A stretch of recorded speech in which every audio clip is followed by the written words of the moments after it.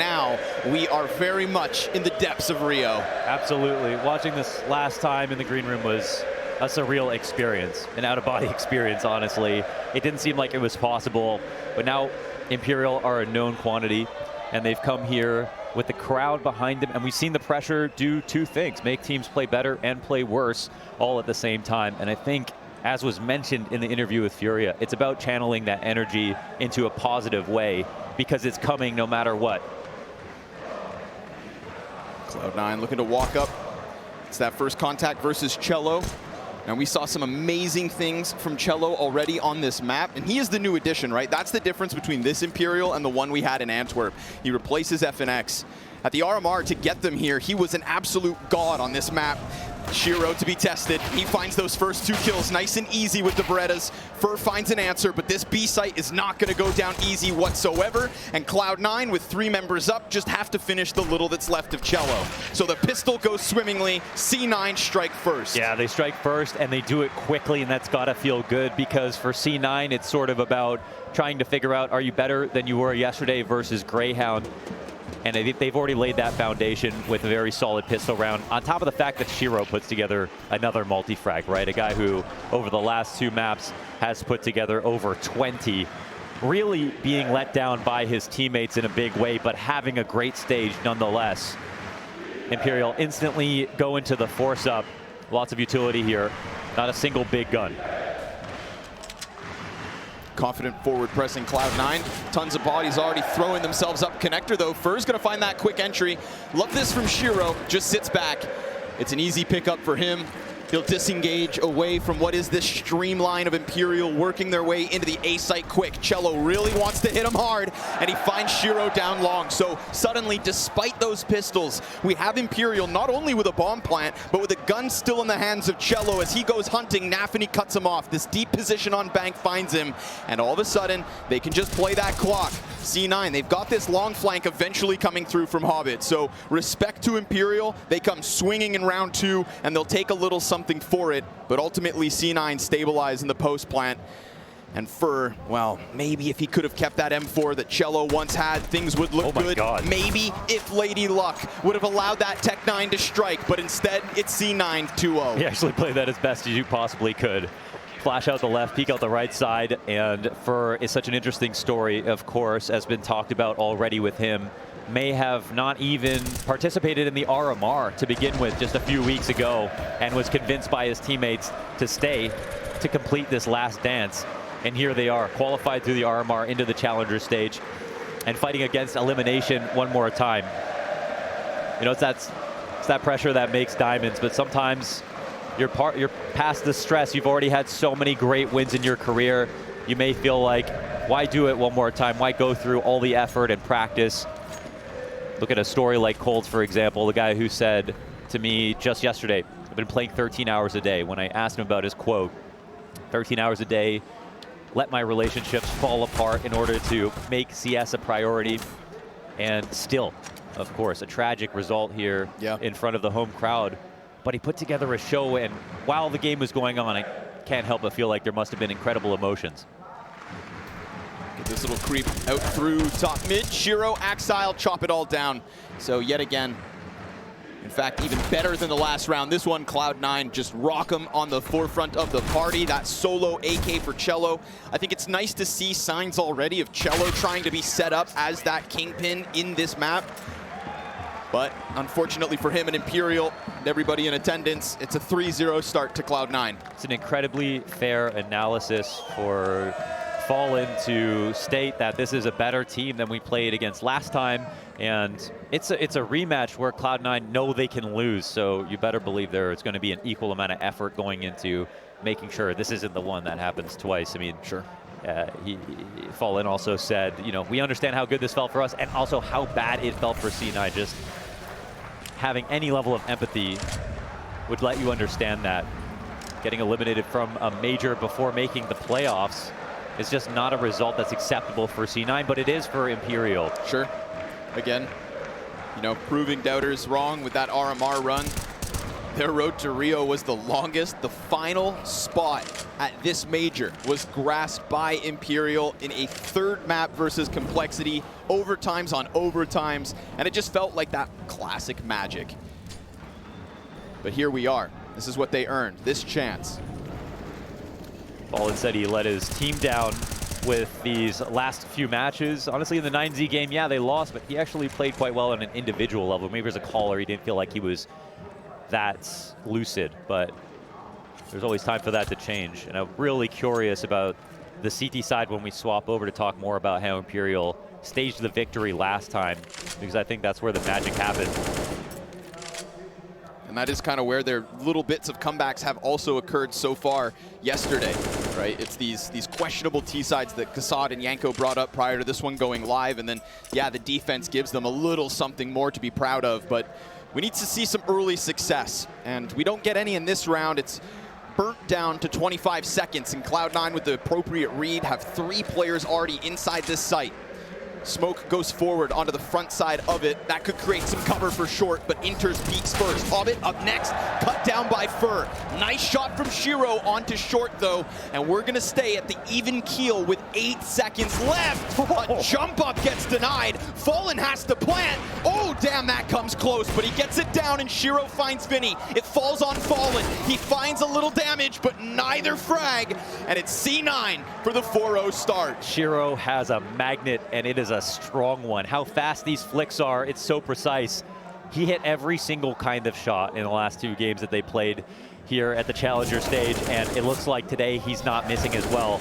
That beautiful adjustment to the top of the box on top of this opening defense on the short player, and it just feels like Shiro is a bit too much. Now, Ver's entries as well have to be lauded. That was a nice couple of kills to get them into the site, and it shows Imperial getting the bomb down twice now that they can stand to the individual skill of Cloud9. It's good to see Fur with early success, because when we go back to Antwerp and that series that Imperial win, Fur finishes it at the top. And I think it's safe to say that since then we've seen this departure of Fur's performance. What a time to come alive this would be.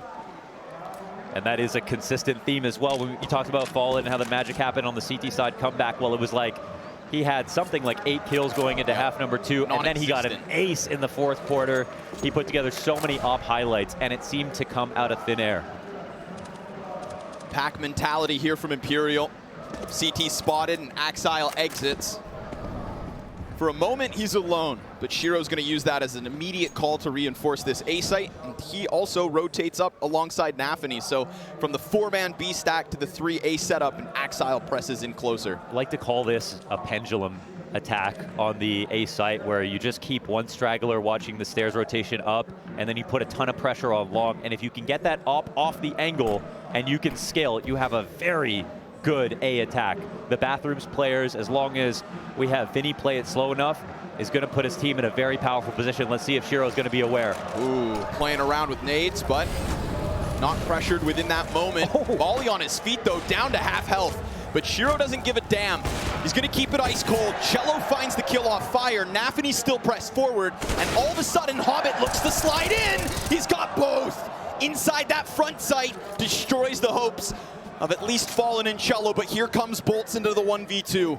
Only 12 seconds left to work with. He needs to catch both these kills. He will not be given a chance to plant. Bolts finds the up-close one first, and now he does have a moment to himself. Inters opts not to rush. He waits, and that bomb goes down. Bolts on half health, dead as he jumps. Inters snips him from the sky, and Cloud9 won't stop winning. He went through the protocols in that 1v1, just jumped up and waited for that exact peep. That is so smart. And Bolts tried to make that happen. Of course, going up top yourself on the back of dice allows you to get full vision, bank, CT spawn, anybody crossing off the miss, and sometimes you can display someone's aim, but we can see Inters sharp as a pair of knives, and here he is watching this, no problem.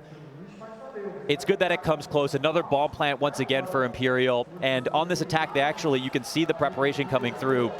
The molly comes down on Dicebox on the far side where Shiro's sitting. We know that when Imperial played Cloud9 last time on this map, they played against Cloud9. They didn't just play their best overpass. They are on something like an 8-series map win streak on the map. This would be the best team that they beat in recent memory. but the last time you could see, clear as day, that Fallen was making call-outs specifically. Ooh, missed shots from Inters, gives cello, oh, a second chance! He slams NAVI back down into the water, but short still occupied by Shiro. Hobbit picks up the kill as well. And so, all of a sudden, Imperial have to double back.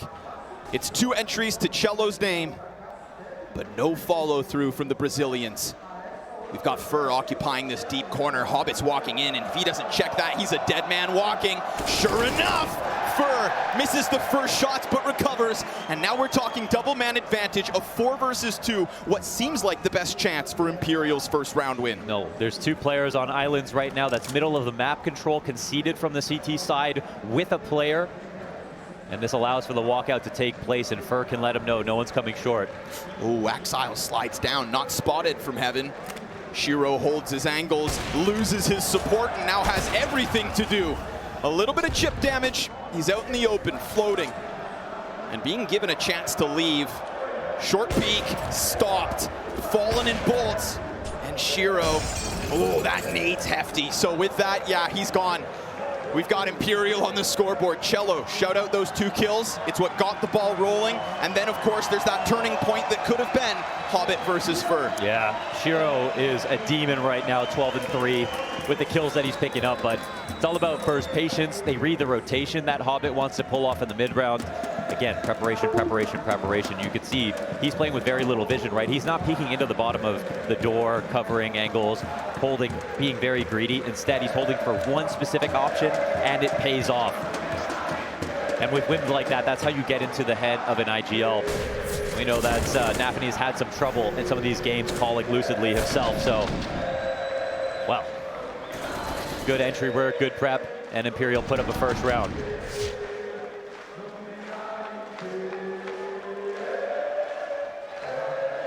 Shiro is fragging for 2 people right now, though, and this is a problem that's only going to bubble up further and further.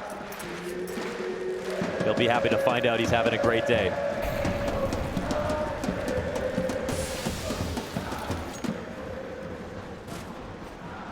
Exile sees a little bit of space here.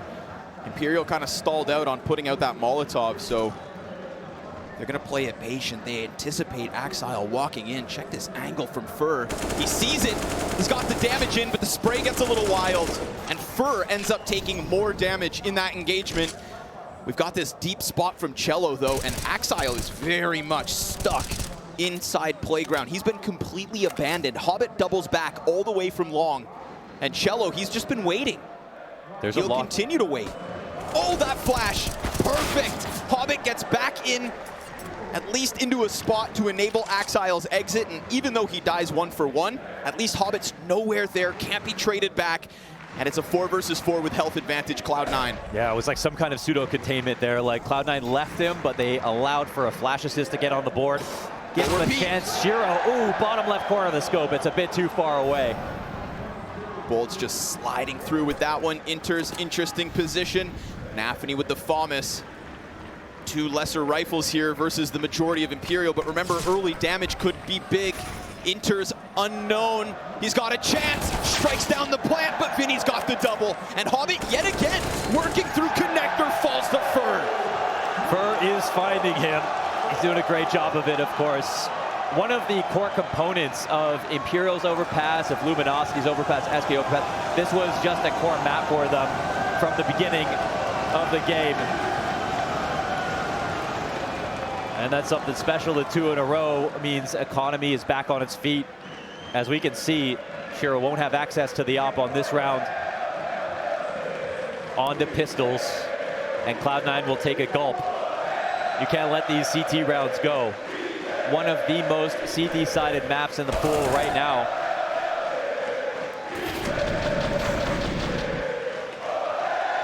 Nicely done by Vinny there to catch the kill inside heaven first as well.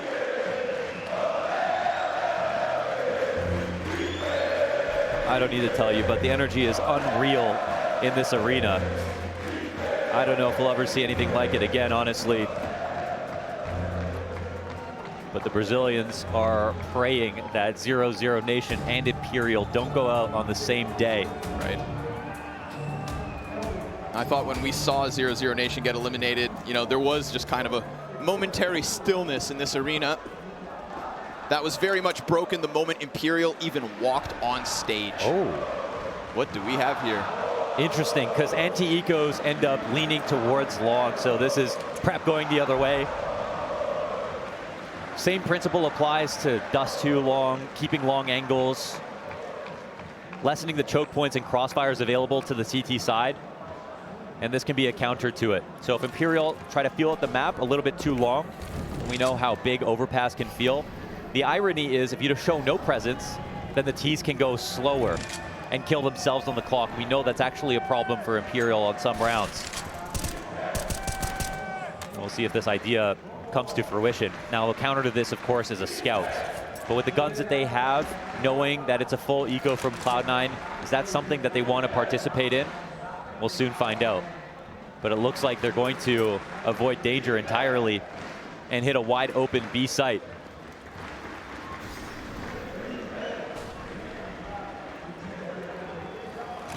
Zero presence here to stop them. As wild as it does look, of course, Fnatic pulling off some wild antics just like this yesterday. 4-player beast stack on Inferno. Yeah, that was... You know, it is a diamond, you know, it's not often, but you can get lucky. No, there was a lot of ingenuity in that. I hadn't seen anybody do a stack like that with so many players in the B side of Inferno if you missed it. And it was going to clean it up. No deaths here for Imperial. 3 rounds in a row, 2 solid rifle rounds, and they're officially in the server. What a good look it is for Fur to be at the top of that list so far, alongside Cello. Again, the standout performer for Imperial on this map specifically. Man, the juxtaposition of this crowd with Imperial there and the storylines of the pressure that is on Fallen's shoulders, on this team's shoulders. But then to think Cloud9 quietly have their own demons, their own storylines that they're thinking about, their own expectations at this major, and they actually are greater. They actually are. Shiro blinded, nice flash. That's gonna give Vinny a real chance. He just skates through bathrooms, catches Exile, but Shiro is still in a playmaker's position. And he hunts, but they've gone long instead. Support inside the bomb site in the form of NAVI. The novelty of that position where he was getting a lot of information might wear out, and he's actually got to recede into a more regular one. Ooh, NAVI just slammed by Vinny. Nice entries from Vinny, but Shiro, oh, that second shot could have been, but isn't. And we're already starting to get this repeat performance where Shiro's offering kills and nobody around him can put up those frags, so Imperial capitalize and take a 4th to the scoreboard. Oh, man. Yeah. 2 maps in a row, and if it's going to be 3, I don't know what to tell the kid to make him feel better. That's a lot to stomach. It's a team game, but when you look at 35 kills, 37 kills on a map in a game like Counter-Strike where the individual does get opportunities to shine, and that isn't always the case in other FPS titles, it is something that has to be considered. You can't blame Shiro for what's happened to Cloud9 so far. You know, we go back to that story of Cloud9 as Inters tries to save, you know, this demon that does kind of exist over top of them. Well, Dallas, they picked up a victory. The first time they've ever had a crowd that was rooting for them, because Cloud9 gets locked in when it comes to the USA chance. And yet, all of a sudden, that doesn't kind of delete their problems. We thought maybe transitioning forward, they'd be able to roll with that momentum, that it was kind of, you know, lifted off their shoulders, but all of a sudden back in front of a crowd, and this one not quite on their side. There's a strong amount of opening kills here. A number of these rifle rounds, they're making it happen, and they're actually converting off these kills. We're back to bargain basics on the buy here for Cloud9. Shiro relegated to a very sad looking MP9, but Inters with the big gun will come through with a triple boost. Try to make the most of the situation. But Imperial picking the right side on the anti-eco once again, rocking it around towards long control. Now they see a jump spot from Exile. It's kind of a false flag. Cloud9 have nothing behind this. And it really comes down to if Imperial feel insecure based on how many players showed on their screen. And it's something that we have to talk about when we see a reaction like that. If he doesn't jump spot, he doesn't see them, then they actually move forward into the correct decision. But instead, Cloud9 having now given up that boost, have decided to overstack the A site. And Imperial, are they going to overthink the situation? Group of them working down connector, Hobbit. Wow, they're keeping it very pragmatic here, just simply avoiding after showing so much. Cello's close. He clears out Hobbit first. That's one problem down, but more reside inside the site. They're just making him stick around. I think this bomb sitting middle of the map as the B entries come out onside of Monster. Let Cello go hero mode. They find NAVI behind the wood. That's going to allow for Cello to just peel back, and so he doesn't even have to offer up a death, but he can float around to make sure maybe they clear this MP9, drop the A1S. There it goes, hits the dirt. So this is 5, Imperial. They lose some rounds at the start of it, but then they answer right back to tie this game early. Yeah, looking back at Antwerp on the overpass map, that was just, you know, with the exact same veto and the exact same order, it's sort of like, you looked at it and you thought, this is so much more than just who's the better team. And it was the most real reminder that it actually matters how much of experience you have in situations like this, that you can cut through all the interference and play the exact game you know wins and not think about what's on the line.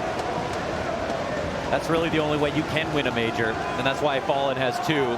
That's why Fur has 2. Fallen getting animated as Cello continues to cheer round after round. Wild scenes where we have Fallen still yet to get a kill, but not a problem. Fur 11, Cello 10.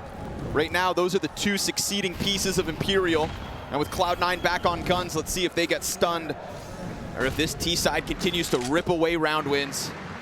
1 Molotov here for C9 as they kick off round 11. Much more default positions, and we've already got Cello excavating A control, not to find an op at the moment. Imperial playing mind games to try to draw out some utility over on the B site while they set up their attack. There comes in a early smoke, and we saw the tempo in the very beginning of the game be fast. Yes. And that's in order to threaten C9 to make sure they use grenades early, because they're one of the best teams in the world at holding and calling out a bluff. Smoke fades and Fallen hunts, but it will be completely blocked again.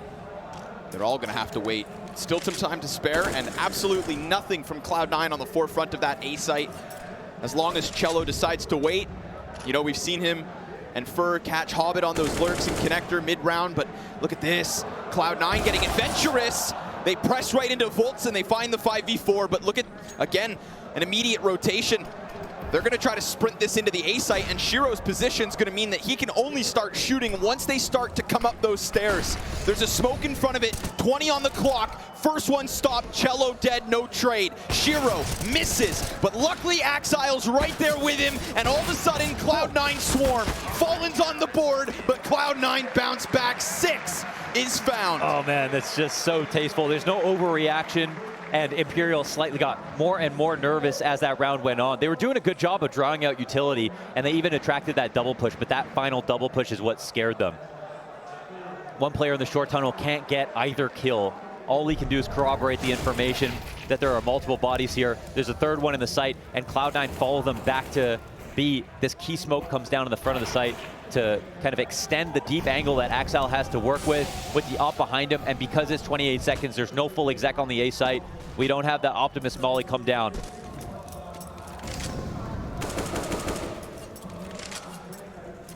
We talk about the struggles of Cloud9 and the fact that Shiro's had to try and do the heavy lifting on the 2 maps yesterday. Well, that's one of those plays where I think it's beautiful to see Axile right there with him, right? If Shiro is this star opper, well, Axile is the best rifle on Cloud9. And we've seen it recently, but not yet at the major. Whoa. Inters misses a chance to clip a couple players on the side of that tunnel. Oh, this is enormous. If they don't, they got to resmoke B again to threaten the fact that they could have crossed. Playing passive in the site, trying to make it a bit of a honeypot. 3 people here waiting, and that smoke finally comes down, but so does the exec. Cello comes around, gets caught out by NAVI. He's got support inside of water and another towards Monster. So NAVI just kind of leaning on both sides, waiting for that follow through from Imperial, and Inter's point blank. A double kill as they exit Monster. And now Cloud9's defense starts to hold strong again. It's at least two between them and Imperial for now. Yeah, that was a scary position. It looked like once Inters used his one-way and didn't find anything and fell off into the rotation back into the site, there was an opportunity there for Imperial. But once again, Cloud9 were overstacked a little bit. They wanted the attack to come towards B, and Inters found himself on the wood ball, does a beautiful job straight up on a mechanical level of just knocking down 2 players.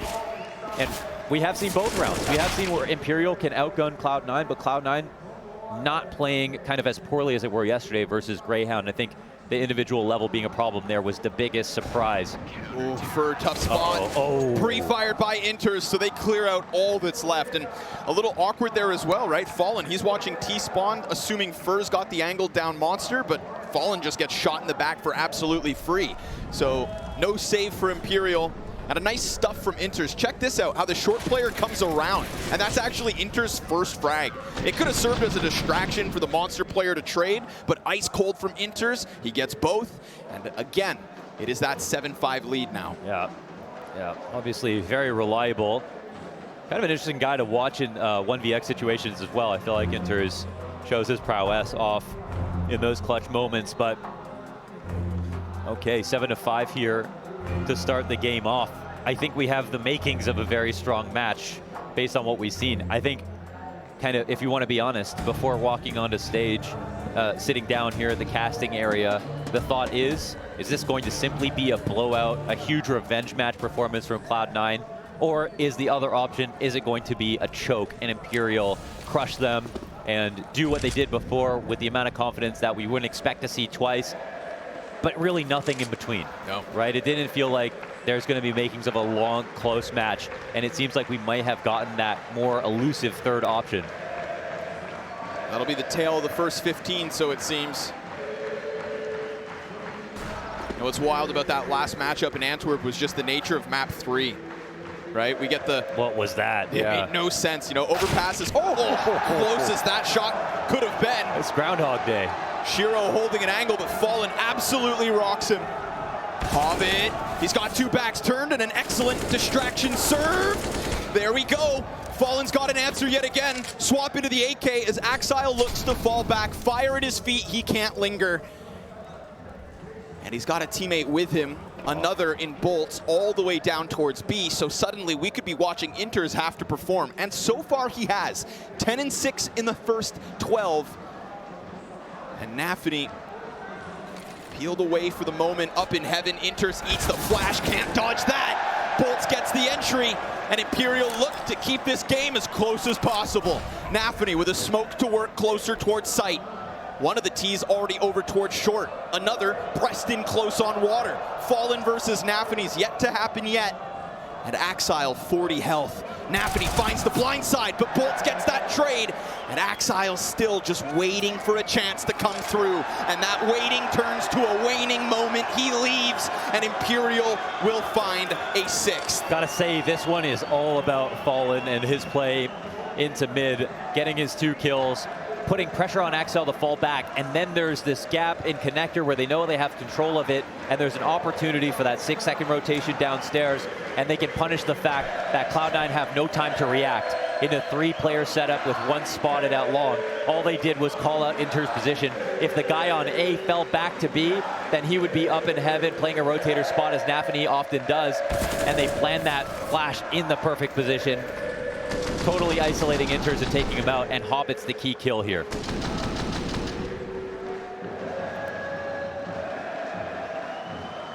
And this is actually a little bit faster, which is nice and welcome for Imperial, who often tried to really milk the rounds to the point that if one mistake came through, they would end up losing.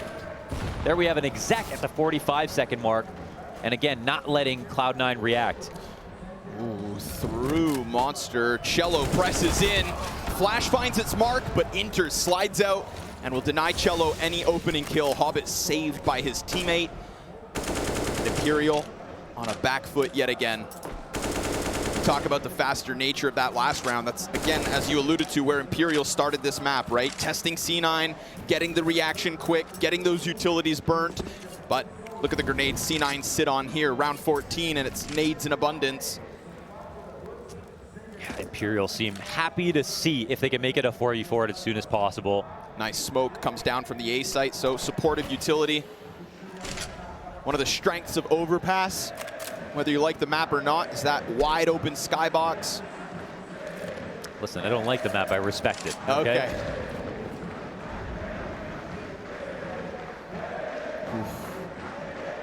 Final few pieces being exchanged here from Imperial. It is going to be the follow through on the B site.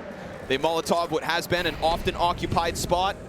Bolt's worried about the flank, but it's just a clean stack from Cloud9. 4/5 of the team here waiting once again for the T's to come in. It's going to be guns a-blazing from both ends. Flash buying just a little shy, in fact. Oh, and Vinny taps it in, but NAVI on short's got another double and enters right into the mix with Shiro on support. It's C9 to take an 8. Yeah, there weren't that many clues for Imperial, and they wanted to go forward with this B exec, but we've got Cloud9 doing such a good job of overstressing the importance of holding on to monster control. And we see here, when they decide to leave it, it's because they've actually called over some more support. And there were too many angles. Even with Fur's first nice kill, you can't expect that there's a guy in this close left position, because now it's not the site you wanted to take in the first place. You would have assumed maybe one more back pit, one in CT, upper heaven, something like that. And the two off angles pay off big time here for Cloud9, and we're already into round 15. Look at Fur go. Just storming through the bathrooms, wasting not a second, and they could very well get rewarded for this. It's a late rotate from NAVI. Two members of C9 all the way down long, so round 15, and it's a bit of a Hail Mary. He will lose Fur as he tries to engage towards long. So a retake needed here from C9, but massive weapon advantage. Utilities again on their belt and ready to be used. There's a chance that this bathroom duel goes down the way of Imperial, and that would suddenly take a ton of pressure off of the flank, but it doesn't work out for Bolts. Fallen's in the pocket, the only kill so far, and he hits another dink, setting up Vinny for what would be an unbelievable, near impossible 1 versus 4. The defuse being stuck and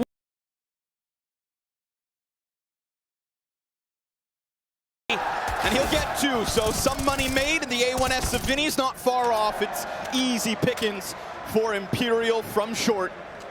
Shiro hands on the SMG.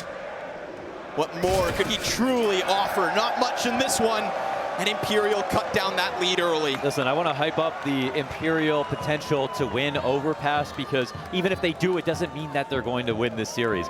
We just heard that little content piece from Fallen where he talked about how Train is at least better than Vertigo, a slight to a map that they have to play next, the one that was left open last time, the one that they could not figure out. Okay, now there is a piece that has come in place of FNX that could potentially be better this time on a map like Vertigo, which wasn't played during his time in the SK Luminosity days. So that's something that we'll talk about then. But for now, just Overpass would be a big deal. Oh, Fur. He's got Fallen right behind him. And when you see Fur get kind of gunned down by that rapid playground push, that's one thing. Fallen, whoa, lucky to be alive. Cello's down inside connector. I can't believe he escapes that spray. Shiro gets the damage, but not the trade. And Cello, this could be a huge position. The playground player actually falls back from C9, so it's gonna be numbers towards that B site, but guess what? That's where Vinny's comfortable. That's where Bolts will hold. And they lay down that smoke at the near minute mark. Create a little ambiguity. Axile, he's gonna test this. He's already ahead of it.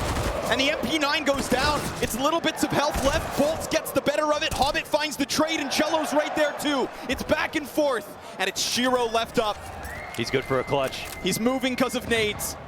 He dodges the bombardment.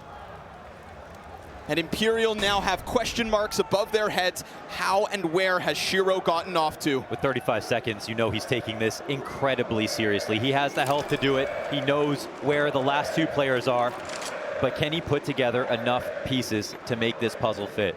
He's keeping himself low, down at the ground. He gets away from Fallen's eyes. Cello spotted on short side. Shiro, does he re-engage or go elsewhere? He waits, he waits, he waits, he peeks, and he dies as Cello finds 9 for Imperial. Outgaming him in that situation was life or death, right?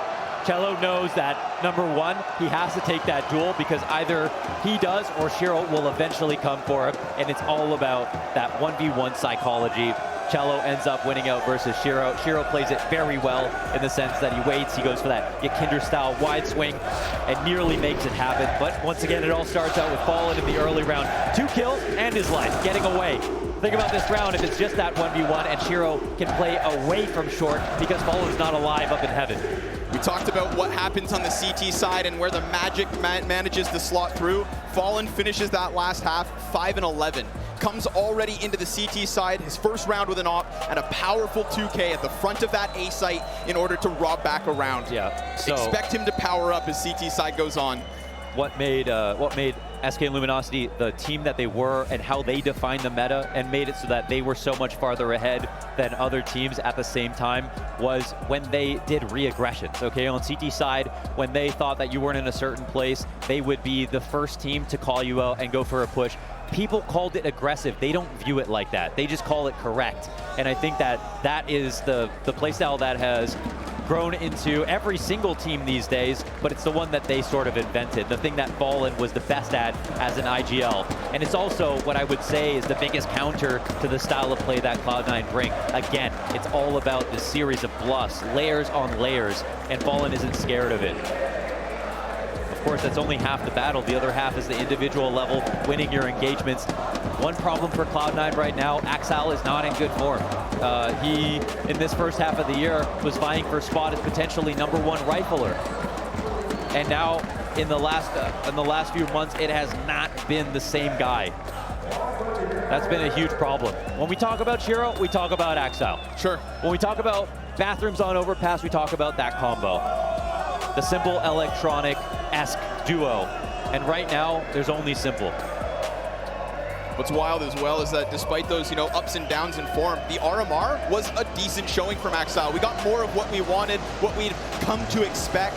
So it felt like despite there being some misses here and there, Axal's right back on it, right when they need them to be, as they come into the Rio Major looking for revenge from Antwerp. But alas, here we are, day 2. And they are on the brink of elimination as he sits at the very bottom of this scoreboard. Yeah, that'll be too much to deal with for sure. So, 7-map win streak here for Imperial on Overpass. But listen, none of the teams at Imperial have beaten hold a candle to Cloud9, right? Pain, Isserus, Complexity, Pain again. Now, I mean, these are all mid-tier NA teams, not on world stages, not in front of big crowds. All that we can say is that they're comfortable, and they beat these teams by a significant margin sometimes, so we know that they feel like they can do better and they can achieve more. And they also have this long-standing win that we'll probably repeat a few more times versus the team that they're playing against right now at the last major. This time, of course, the ante's a little higher. The crowd's a little louder, and the pressure is there. But it absolutely goes both ways. This round decides who gets double digits first. Off the attack pause as well. It's the half buy from C9. No time wasted by Hobbit. Skirts right through that fire and finds himself in the pocket of short water. On T side, the map can feel miles across, and that is the single biggest obstacle of figuring out Overpass in 2022. And I think before, in older metas, grouping up and hitting monster full, that was a very common and viable strategy. These days, defaults are as hard as ever. Right now, Cloud9, they tried to draw some attention towards A, and they've successfully done so. In fact, only 2 remain now from Imperial to hold the site down. Resmoke will come in late. No T's ahead of it. Preparing the short exec. Couple flashbangs pop. Bolt and Vinny to hold. Front. Bolt's blind. Nafany tries to hone in, but it's Vinny to fight first. Sees that right side peek. There's a player climbing barrels, and Bolt deals with that one swiftly, but then gets wrecked by Axile. That Tech-9 dry. Vinny continues to kill, and this half buy goes down smooth. Imperial just surviving that test, and it's not like it's a total blowout, but some nice repositions, a valiant effort from Cloud9 nonetheless. But Imperial's defense holds. Yeah, their goal was just to get that bomb down, make it scary, if they're lucky, win. And Imperial do a good job of holding off. Again, they got the rotations back. They had 2 players there. If they fell because of those Tech 9s, the round could be in jeopardy if those guns are recovered, but that's not the case. So Imperial survive kind of an early test here in the second half after scoring the pistol round conversions. And we go into a full-fledged default. Everybody has everything that they want. Game back on. Shiro T-side up. I mean, it doesn't matter how good you are. This is one of the most difficult maps to have that impact. Any map T-side upping is tough. There's a guy who can do it, is of course Shiro. We've seen that forward-facing setup from Imperial in the first gun round with Fur behind Party and Fallen slotting in right next to him. So Cloud9 with an element of timidness, just kind of walking through this first fight. Where is it, they ask? Right here. Fur retreating quietly, silently, slipping closer to the site. He'll still hold the bathrooms angle. But sure enough, at the 55-second mark, C9 have established quite a bit of control. They have no hooks over on long. Hobbit gets hit by a nade, no problem. He's waiting for somebody to overface. And the longer he waits... They've created an outpost here for Hobbit, though he could cause problems later on if they want to swing back. The round is shaping up here for Cloud9. Oh, but look, Cello, he's through bathrooms. You know, we saw that nice fake from Cello when he was on the T side in a similar situation, but he's actually going to find his way between enemy lines. C9 shot in the back, and down goes a bomb. A fire in between him. That's actually going to delay Cello, so he can't help but Fallen damn well holds that line. Short side falls, and the bomb's still unrecovered. Inters has to try and climb over top. The bathrooms player is nowhere to be found. Hobbit has yet to deal with Cello. Tech 9's out, bomb's down again, and Imperial just won't stop winning. Yeah. It's a 2-round lead on the CT side because Cello slices through them. That's right, like a knife through butter. Cello makes the move, he searches out the bathroom, sees that there's absolutely no one there. Hobbit's in a position where he can come through the fast lurk. If things go sour when they throw their first grenade, too much counter utility comes out, Hobbit can attack the site, allow for that B site hit to be a little bit easier. Instead, what we see is Cello moving fast. Again, it's always about calling out space, and this is what wins the round. Wow. That's Fallen from B. My God. Look how easy the frags come outside of that, right? It's just them waiting for the attack they know is coming. Nothing feels worse in CS than going forward with an execute versus a team that you realize has figured out you're coming. 2-round gap now. Imperial looking very good.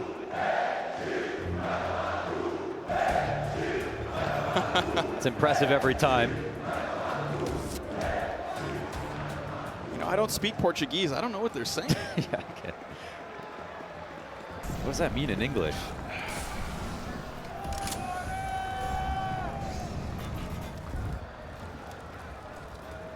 Man, this one is destitute. I mean, no op. If Galils are bad, they're worse on overpass. The amount of ranged fights that you have to take. But full kits on basically everybody right now means C9 have a plan. As do Cloud9. Gonna go hunting for the boost. NAVI setting up nades, and Cello actually gets tagged early on. Not quite sure what found him, but he's on the front of this B site. Oh, these mollies are so interesting. Sitting low. They've actually cleared out a couple of key spots without seeing anybody. Axal's low, though. Vinny gets softened up as well, so we've got damage going both ways, but no casualties just yet at the 50-second mark. They pulled off the late smoke. Those mollies, wood wall, molly, outside monster molly. Again, it's about displacing those two people to attack B. Oh my God, the counter boost. Perfectly timed to catch Shiro. Preoccupied with trying to move that bomb by the looks of it up connector. But if they decide to try and throw something at this A site, you better hope to God it sticks. We've got Fallen in the pocket, Fur on long. He'll chop down the first one. And now Fallen runs less of a risk, sits behind the boxes. NAVI catches the rotate, and Fallen back to the top rope, misses the close shot, sees Inters, he gets that frag, and Bolts comes in with a double, but he loses the long player, 3 for Bolts, and the A site holds strong. Yeah, the hold is good. Cello absorbing the energy. Well, they make it happen. And the Fallen duo on the A side, that's eternal. That's something that hasn't changed. The way they play this site has, but the impact hasn't. And it's this counter boost as they're leaving, once again, letting them know, sending them a telegram. Hey, we know what you're about to do. Even if you didn't think of it first, we're in your head.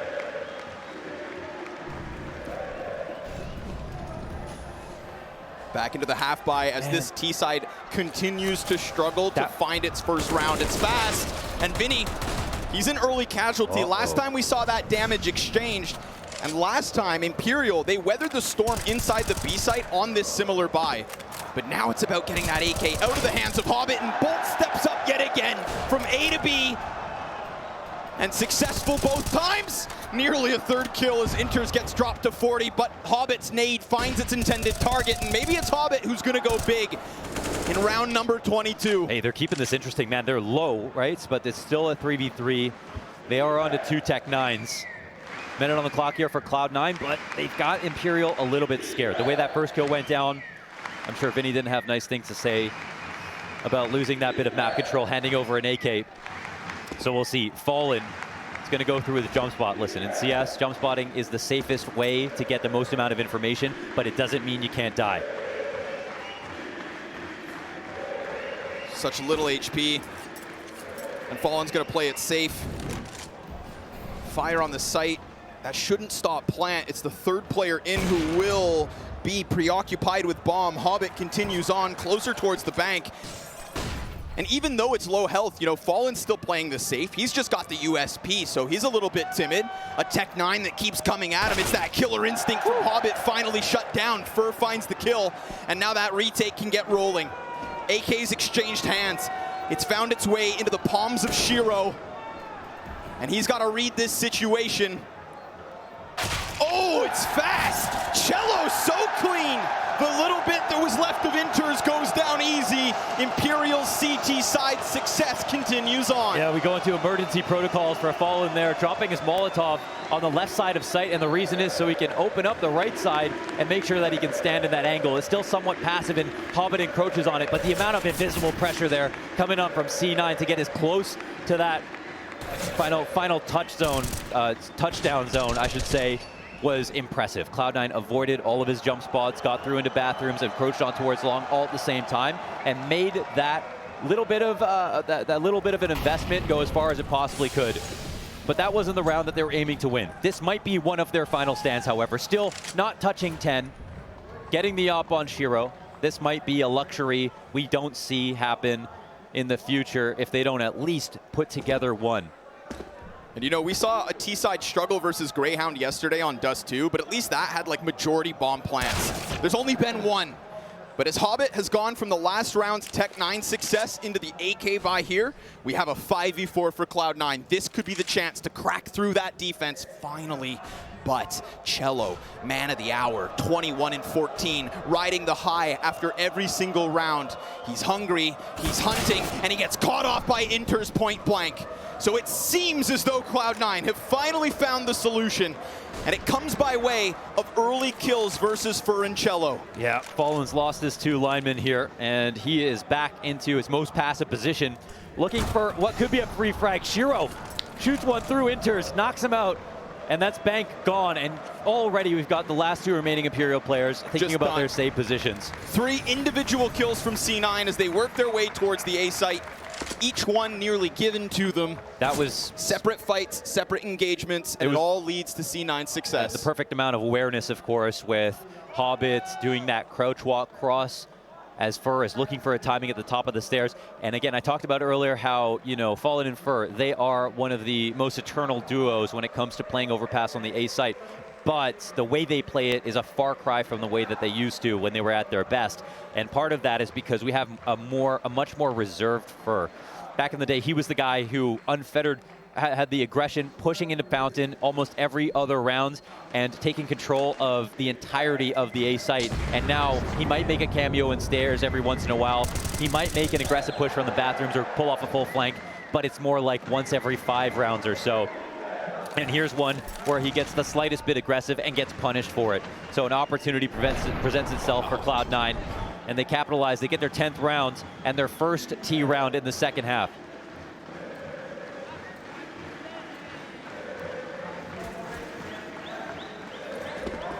I think the curious part of that whole story you tell about, Fur and Fallen's forward positioning, right? It's like, yeah, timidness from Fur is kind of fettered, but we've got cello now. Cello could be this crazy X factor as he was last time on Overpass. The one piece, the one newest piece added to the Imperial formula. We see this 0-0 Nation project, as Maui Snake put it on the desk earlier today, right? This isn't a last dance when it comes to 0-0 Nation. They take the best stars from different parts of South America and try to make it work. They're meant to be the best in the region. Imperial, they're riding the wave. And they all know, they recognize it's towards the end. But Fallen, he's up first. Yeah. He's at the front, and he snaps it down on NAVI. So a slight difference here with that boost on long. They allow for Cloud9 to slide into the presence. Hobbit nearly catching a kill, but in fact, he gets shot down to 39. And Hobbit, he will catch Fur in the end, but Fallen's got a second. And Fallen on this A site does wonderful things, but he's died alongside Fur. Again, it falls to cello. 7 points of health. That fire's got his name all over it, and it's a great recovery from Cloud9. They burn him out of the corner, and they burn their 11th straight to the... Fires his way into this bomb site. The T's incredibly split. NAVI all the way down long. Shiro back by Bank. Smoke on the play for Shiro. And Fur tries to find a little vision, goes for the run boost as they worry about close corners, but they worry about those wrong corners. It's long where NAVI waits. A tap onto the bomb, and NAVI's gonna try and strike them by surprise. Fallen, imagine. Woo. But Shiro, it's the numbers, and in the end, it's those split positions that just puts Fallen in too awkward of a spot to pick up both kills. Oh man, that's well done. I mean, there was no way to know for sure if Fallen and Fur have both come down on the flank towards Con. I don't know if the info was there. A great call from NAVI, however, to save this game. After that tragic loss, where 5 people did die, and that affects the economy here for Imperial. Cloud9 are now officially thinking about overtime and their odds of getting there. Got a tough situation now on the counter-terrorists. And Overpass does create for some of those very interesting mid-round situations where it is completely valid to leave an open site. They get in through CT spawn and walk up, and at a certain point they're short. If there's no one in heaven putting pressure on them, that they can get out of there. Showing they aren't playing nervous CS themselves. Again, even though it's been nothing but green for Imperial in the last 7, this would be their biggest win by far on Overpass in recent memory. The force comes through. This might be 2 rounds given towards Cloud9.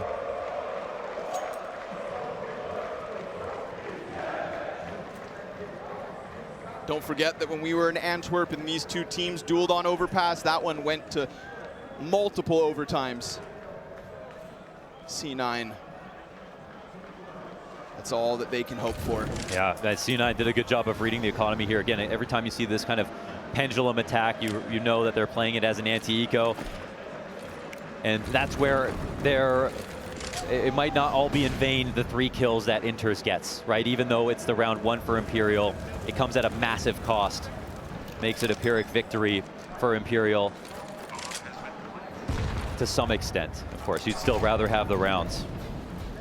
At this point, maybe rinse and repeat. There's no way you're getting yourself back into that A site. You still have a ton of utility, armored pistols. No, free kills at best, but you stack the wrong site. Take a bow, hand it to your opponents. They've won the battle. Of course, this is about the war. For chilling in an interesting position here inside the bathrooms, and there is one choke point long, which is totally unguarded, that can allow for a clean escape. Fur's going to hear one running by, and that's actually an AK picked up, which could mean something this next round. There's not going to be a buy. They can hunt down Fur as well. We'll keep a close eye on that. Yeah, the X factor of the following round.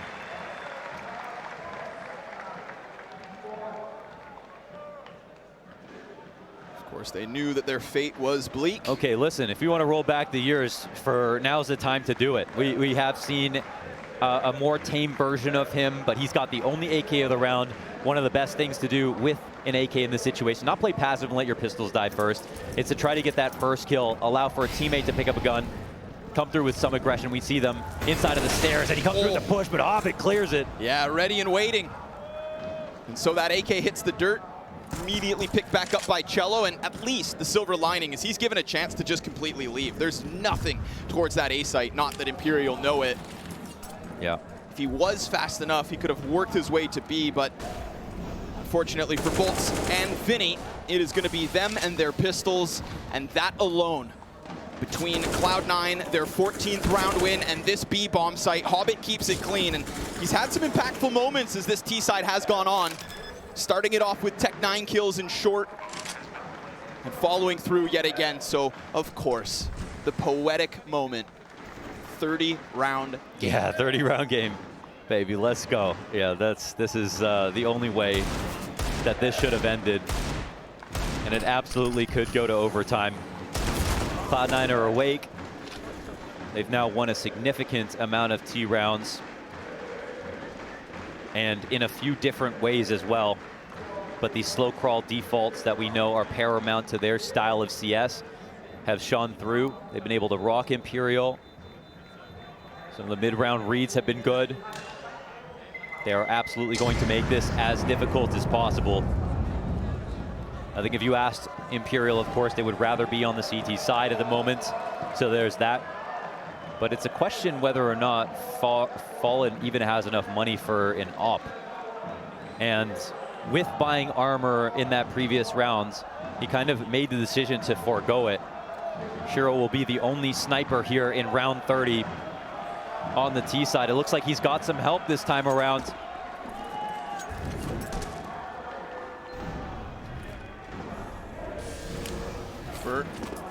Nice nade. Sure enough. Take a chunk out of Shiro and set yourself up for later success. All of a sudden, that op gonna have to be just a little more cautious. It is his edge to wield in round 30.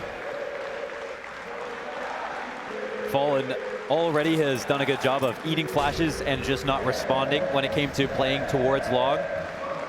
Similar thing here.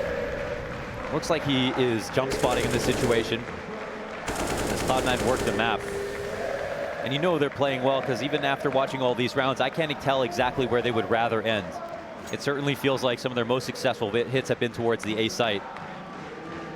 And it looks like now the bomb is leaning in that direction as well, looking to take over long control.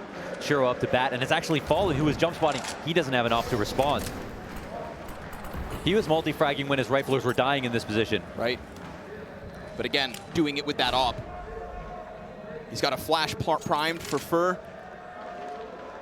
No movement from that B site, man. Imperial, they could very well be finding themselves in a retake in round 30. It's a matter of moments before this bear trap slams shut. Hobbit met by his smoke. Now, of course, the trajectory tells them first press close, so his position very well known. Everybody from C9 is going to be coming around that corner and hunting for Fur. Down he goes. He brings Hobbit with him. It's a Fallen 1-for-1. And now the 3v3. 10 seconds. And Imperial comes sprinting up from that B site. 2 from spawn, 1 on connector, and Bolts can't find that wallbang damage. No, sir. Not yet. C9 sitting in the swamp of this site. Ooh, and they haven't gone back for bathroom control because they're worried about a fast flank. Vinny's trying to play this as slow as possible. There is 1 flashbang left on Vinny. It's not an ideal post plant. Shiro's in the open, looking for the fight. He too on a rifle. Cello picks it up, and who's gonna trade sufficiently enough? Axile's got it for now. Bolt slides in. Vinny's got his frag, but Axile's here with another. Now's his chance to shine. Now, right here. And as Vinny closes that gap, time is of the essence. He doesn't have it. No chance. Overtime from Cloud9.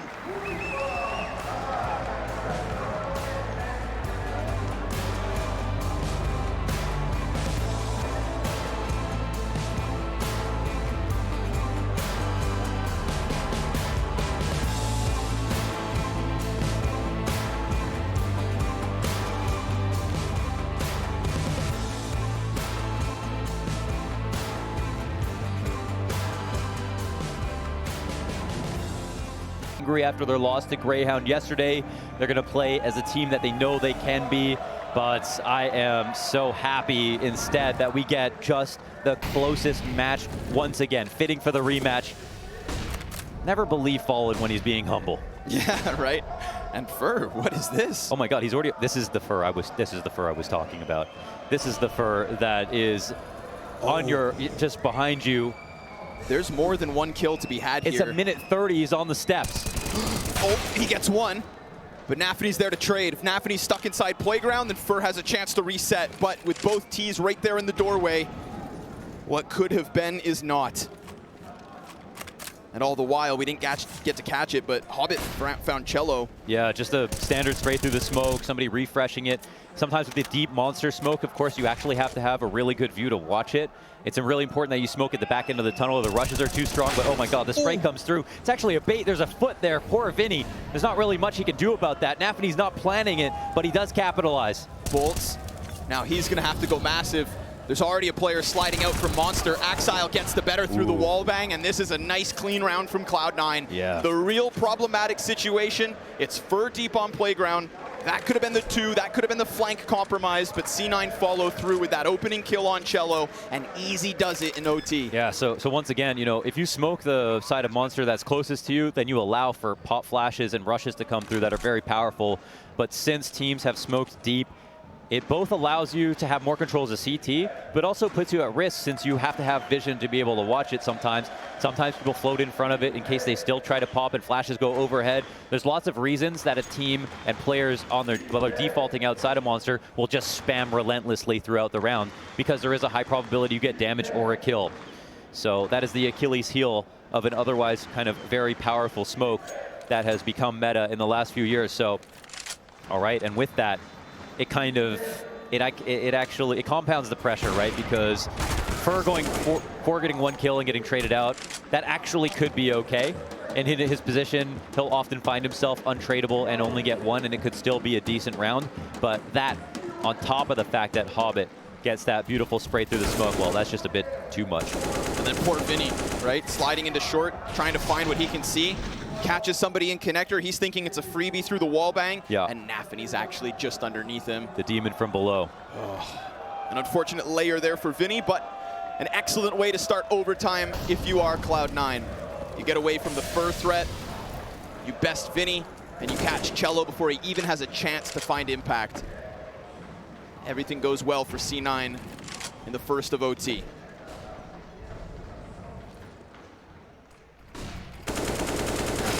There it is, that spray again. It goes back, though.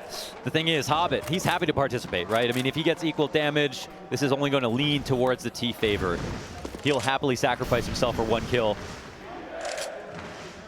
Make those rotations a little bit more difficult. It would have been a shame had he died. He was one of the 2 full belts of utility, so with 11 health, he just empties his grenades into Axile instead. Vanilla state of affairs here on the A site. Fallen pressing up to help Fur, and we haven't had that kind of setup outside of Divider with Fallen in the back and standard kills coming. It's always been Cloud9 finding a tricky way to maneuver into the site and put subversive pressure on these two players. Op fight, something Fallen didn't have when it came to round 30, and NAVI slides through that bathroom smoke. A distraction served up to the Opera. Let's see what Fur can offer. As he's thinking about going into the long fight, Shiro and Axile just stutter stepping outside bathrooms. Inters is about to walk into that crosshair, but he gets the better of Fur. It's bolts from Truck instead. Shiro slides wide, and Hobbit strikes one down at the B site. Cello, he could have gotten the trade here and then gone for the retake, but now he is stuck, pulled in 2 directions with such a little chance at clutching the 1v3. Yeah, we need to take a second to talk about how beautiful that play was from NAVI. Frontside bathroom smoke, so he calls out, just like Fallen has been calling him out as well, that he's going to be holding this angle outside of bathrooms. Fallen holds it in such a way that he dodges a flash. That might have been thrown too high on purpose. NAVI comes through. It was never supposed to be Shiro to peek Fallen first, and that's an easy frag for him. And the entire site compromised. So Cello, well, look where he's found himself, up onto A, trying to find a kill if he can, maybe scoop up an op potentially for Fallen to take back, but not going to be the case this time around. And that is 2 straight in OT and 2 T rounds, no less.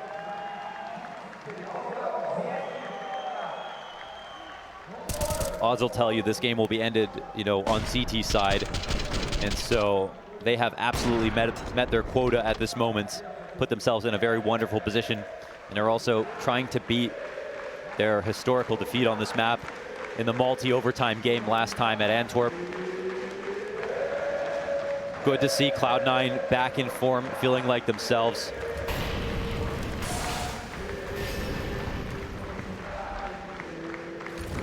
Showing us. Yeah, they press up fast. Ooh, Fallen. Oh my God. Oh no, Fallen. Oh, head first into that. And he sees so many bodies, but man, this is so hard to react to. It's so early in the round. It means that Cloud9, they could continue forward and be successful. They could go back, and if there's an overreaction, they're successful. And you see them taking this latter option. It's a bunch of mind games happening all at once. This calls for forward. And enters. Oh, caught falling down a second. Fur from down beneath gets man advantage back in the hands of Imperial. What an awkward fight for Cloud9 to try and deal with. And he's going to try to sell this as if he's left. Not the case. He sticks around inside connector. Axile gets all the way up into the site though. Bolts gives him the real estate. Vinny's working with just an SMG up in heaven. And maybe Fur's best efforts will still all be in vain. Unless Cello comes down through Con, finishes the little that's left of Hobbit. Cello versus Hobbit. And it's Hobbit who's got it. Now Vinny, well, you're gonna need 3. The lesser weaponry, and caught as he looks to slide through a flawless OT half from Cloud9. Oh. And take into consideration, it was 7 CT rounds straight from Imperial at the start of that second half. We have seen Cloud9 winning every step of the way since. Yes, getting better and better. It's such a wonderful sign for them, of course. Fur tries to bring this back with his push, but honestly, Hobbit has been the king of the staircase, walking up and down, getting kills in the second half. Absolutely no problem. Been very calm about his approaches as well. Doing a good job of taking out Fur the few times that he's been there. And getting revenge from the first half when it felt like Fur would have his number. Yeah, this would take a complete collapse at this point for Cloud9 to lose this. They move on to their specialist side. They're in the driver's seat. They're 1 round away from locking this up. And they have Vertigo to look forward to. Right. A map that Fallen's not comfortable on, and that we still have to wonder, can Cello be enough of a difference over FNX? C9 looking to rewrite what occurred in Antwerp. Multiple overtimes leading Imperial to the map 1 win. Unbelievable that we're watching an 0-2 game here. Last time it was the 1-2 matchup. Elimination on the line. All the same. Easy shadow. Missed shot though. Great shoulder peek right there. Second shot's bad. 0 for 2, hits the third, but Cello still walks away. They're playing with fire. Man, you give Shiro too many chances and you will pay that price. There's a second CT on long, both of which fall back. Add Nafany to the situation, and he's gonna chop down Vinny on the forefront of the bathrooms. Nobody there to trade it. And next up is that wounded Cello on 15 HP. But a long play. Fur, he gets past that initial scope of Shiro, and we have C9 getting dangerously close to the bathrooms. They want the fight, and they're trying to take it on their own damn terms. How does Shiro land that? Survives the engagement, and now it's just Fur, desperate on long. Cloud9 have managed to hang on. They've really done it. With Shiro standing tall yet again, with other players performing, it is no longer the one-man army, but all of Cloud9 that serve up a defeat to Imperial.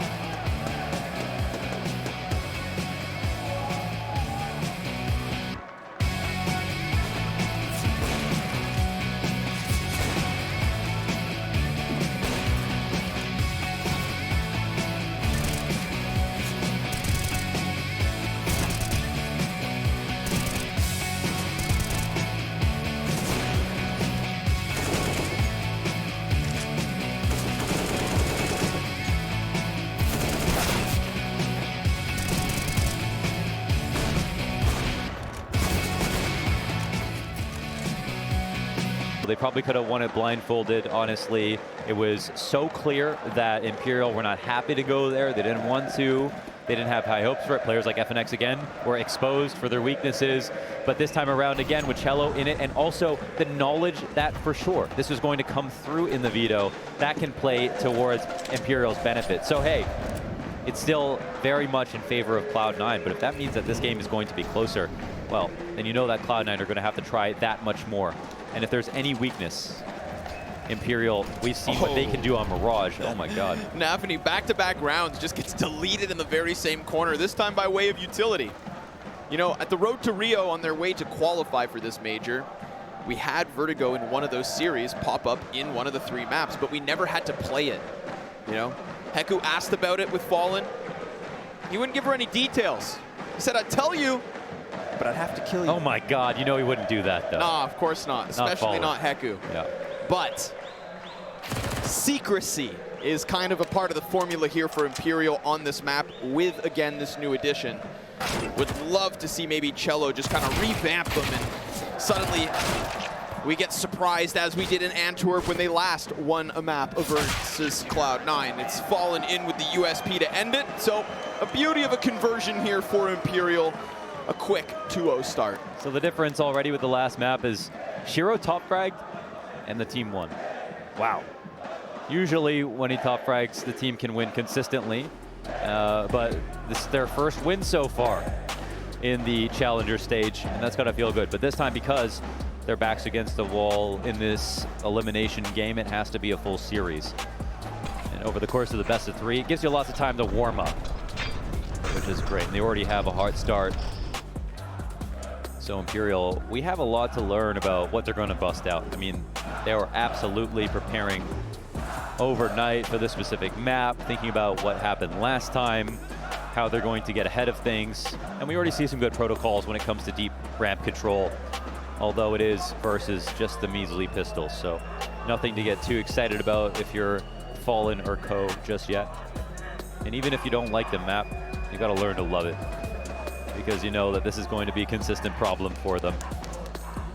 Yeah, it doesn't seem to be going anywhere just yet. Literally haven't even finished it yet. How many years on? How new is it? 2019 or? It's actually, I asked the question, but I'm not sure. I can't remember.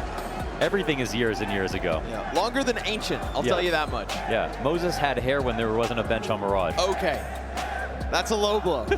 Uncalled for. But also true. Yeah.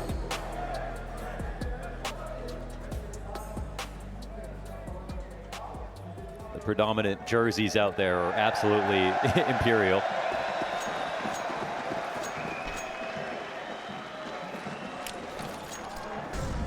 The guy on the drums, Imperial fan. Really? The guy on the horn, Imperial. Really? Yeah. Oh. Wow. Yeah. Little jump. So this is what Shiro is probably in his time and during 2020 and everything, the best in the world at searching a ramp. It's a very dynamic position. It's slow. It's composed with the way that he goes between angles.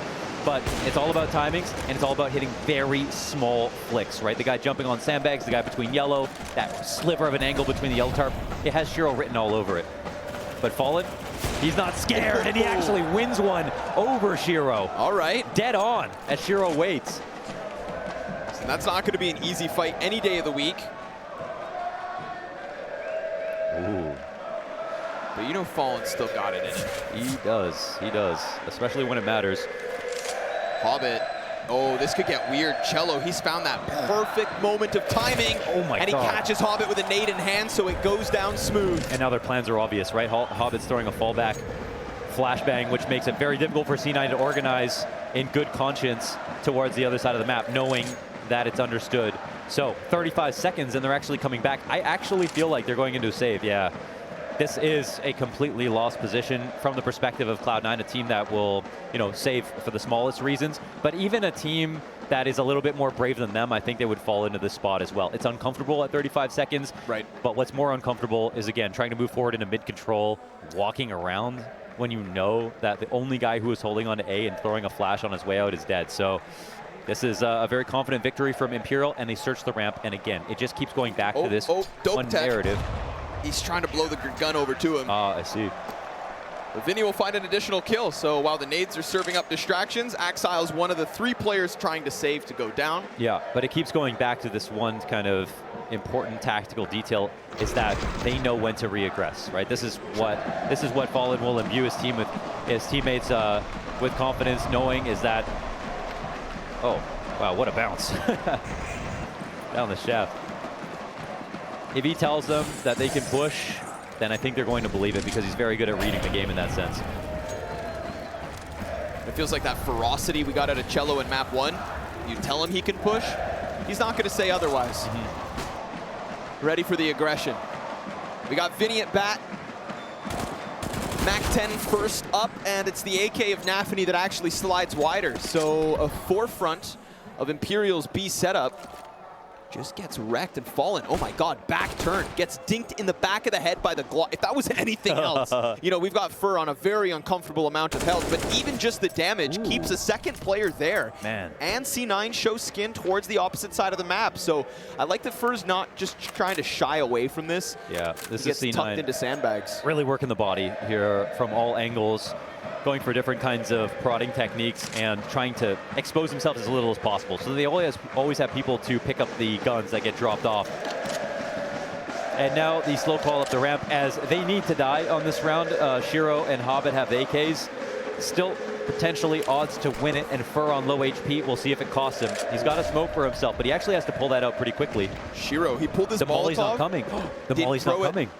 He's going to put it on the bomb site instead. Fur's going to have a chance, and cello able to hold off on short, but there are still T's watching those sandbags. Oh! cello with the headshot. Fur's got the double, and Imperial a 4-0 start. Yeah, on your feet. On your feet, cello. That spray was pretty brutal. Again, they're just cleaning up some of these pistols, and if they had all of the utility that they wanted, they absolutely would have mollied sandbags in that spot. But that's what makes sandbags a great position to play on anti-eco rounds, on anti-force buys. I think Fur was probably a little nervous to hear that molly coming out in the first place, but there was a full investment coming on. Wow. Wow. Tech9's back into the game for C9. Fur's got support. It's him and cello. The setup is so good. He's going to see one right in the back. Easy first pickup, but these Tech9s will tear you apart if you're not cautious. Shiro now hands on an M4. Cello not able to help because of that smoke. I wonder if they moved into that in the way that they had planned, because cello's sitting behind the smoke. Fur committed out in the heady position. That's normal, but cello cannot support with the art smoke down and didn't really have a second layer to that plan. Now the T's encroach. Good damage off the nade. Cello ready. Oh! What? In what world? Axile with the jumping Tech9 headshot. Did his feet leave the ground before he hits that? Fallen's going to at least get Axile back, but that's a second M4 put into the hands. Look at them. They could get skewered. Fallen setting up the collateral, misses his first, comes back at a second shot, also off the mark. Bolts traded, and Inters goes down at the hands of Vinny. Hobbit falls back. It's not a stick, just the tap. And the Tech9 rearing its head, ready to rock, but Vinny's got another, and it's a solid retake from Imperial, although costly. Yeah, very expensive, but a quick one from Vinny. A couple of shots missed there by Fallen, but he had that lock off, which was really important. He knew that he would spot them escaping if they tried. If they wanted to hug the wall, he would send in 2 rifles to make sure they get those trades. I think he felt somewhat comfortable despite not hitting here, and he also got his first kill as well. Pretty decent retake overall. Starts off with Fur going 1 for 1, which again, that's going to happen with your A-ramp player. We'll see how comfortable he is going down the ramp. Bolt's going deep, Vinny, nade. Ooh, he's gonna find an easy shot to the back. Vinny killed Inters in the meanwhile, and they know Axile's stuck on that corner. Vinny, 1 bullet will get the job done, and then Hobbit rounds the corner. So it's a 2v4 attempt. They get the first kill fast with no additional damage dealt to C9, but those flashbangs stun them for a second, and a second's all Fallen needs to put that off right up close and personal. Hey, this time Fallen's front line has done what they need to do. I mean, look at the trades on the board. This is 5-0, 3 players dead on round 6 on a full buy here for Cloud9, and they haven't even gotten to the 20-yard line. No chance for a plant for the time being. a desperate boost at the minute mark, and they'll look to see if Imperial makes some kind of grave mistake, but they are nowhere to be seen. Fallen is just locking this off, trained on the angle, nice and passive, but still effective. It'll be hard to break in. Hobbit will make an attempt. Fur along the wall. Oh, he can feel it. Off scoped. Hobbit waiting, looking for the strike. Good Molotov, excellent flash. That flash could have been the solution, but now it needs to be Shiro. He takes some damage while he drops Fur, and he's got the bomb. He's gone. He falls away. I don't even think he can walk back. He can run. Yeah, he can run. I mean, there's a chance that he can get here. 15 seconds, he can die for the plant. Actually, he can make this happen. Yeah, they're so far back, they're going to play this together. Now, this is smart fundamentals, yes, but at the same time, Shiro is one of the best clutch players alive in the game today. He has an op as well. He's in a good spot. The CTs are going to be a little bit frazzled. They thought that this was going to end on the site that they were standing on. No, as he made a name for himself, Shiro had that clutch. One smoke here for Fallen makes this a whole lot more difficult for Shiro. He needs an early kill. Looking for the frag, but unscopes. It's going to give them a little room to work out. He's going to allow for them to get on site. He saw the shoulder. He hits the first one. And now, again, like you said, that smoke is on the bomb. Fallen taps it, elicits the peek from Shiro, and Fallen wins the duel. Oh, he puts so much invisible pressure there for that peek to come through. Stands in front of the smoke. He could have stuck it. And the reason that Shiro peeks is because he has an op. Fallen knows he has an op, and he says, listen, if I stick this bomb, I have like a 50% chance of winning anyways. So I know you're going to try to win this round and swing. And he calls Shiro out. A little bit more patience would have been enough. Has to hit that drop the hammer flick as well on Shiro. And that is 6 rounds in this first half for Imperial. It's going to force the first timeout out of Cloud9. Nothing like a little Fallen versus Shiro 1v1 to get the hearts pounding. Yeah. And of course the crowd cheering. Yeah, the crowd cheering, of course, kind of no matter what. I think that's been my favorite part of this crowd. I think all too often we'll have an audience so fickle that they only cheer when their team is winning. Right. The Brazilians here tonight, they're going to cheer win or lose, round win or lose, map win or lose. And they've even shown a lot of grace clapping for a lot of the Brazilian teams after they've lost. Well, right now the Brazilian team's not losing. Not even one round so far. Yeah. Man, we look at Overpass, and that was one that, of course, could have gone the way of Imperial. And it was close last time as well, so not totally surprised they split the difference. What's the utility kit here? First does have enough nades. Cello, brave move, standing in front of the volley. He has to fight, and he'll pay the price. Fur comes to help him out and dies too. Now all of a sudden, Hobbit just going to play it patient for a second, but that A site looking real compromised. And even then, Cloud9 don't follow through. They would have been met by Fallen's op, the support of bolts. Instead, they'll head elsewhere, and even that B site now understaffed. Vinny peels away. This could very easily be C9's first round win. Yeah, I mean, they're playing it so well to press this advantage, because what happens if you kill the 2A ramp players, the very natural protocol is to just take over ramp control with your CTs. Do that first, and in that window of time, C9 are attacking the other site. It would take Imperial gambling to be in the correct site at the right time, and they don't feel like they're going to try it. Now, of course, the added benefit of grouping up and going for that protocol to clear out the A ramp is that you get the save as a trio as well, and get some very solid safe positions to do so. There's some economy, of course, to work with here for Imperial, but you can never have too much money when it's 6-1 on the map. You can easily chew through 10 to 15 grand in just 3 or 4 rounds. You know, inflation. It's a real problem.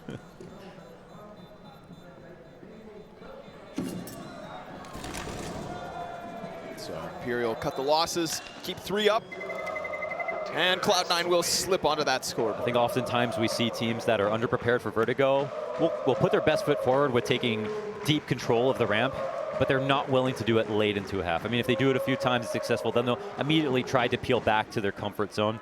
And even though Fur is a player who, he will go aggressive in ways that you've never seen on a consistent level from players in the past, he's not that player anymore. He simply is not.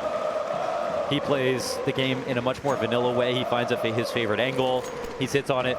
His impact was pretty high on that first map, but it's a play style change. And on Vertigo, it welcomes the Ultfer if he wants to be that. Well, it looks like we'll get a little bit of it. Out of the gate, he finds NAVI. Bottom of mid held on to. Frag will do nothing, but it's still a 5v4 for Imperial. So if they can just immediately win right back, get the better of C9. It's just the fact that C9 built bank off that last round too, right? So this T side's not about to fall flat. Yeah. It's still going to be a compromised position. I mean, C9 want this streak for sure. I mean, they also want a quota on T side. This is, and was for a long time, their best map. They were the best team in the world on this map. This is how they flipped from Gambit youngsters to Gambit, and of course now to C9. They love Vertigo. Okay, Fallen Haze Vertigo, Cloud9 love it. Shiro loves this map.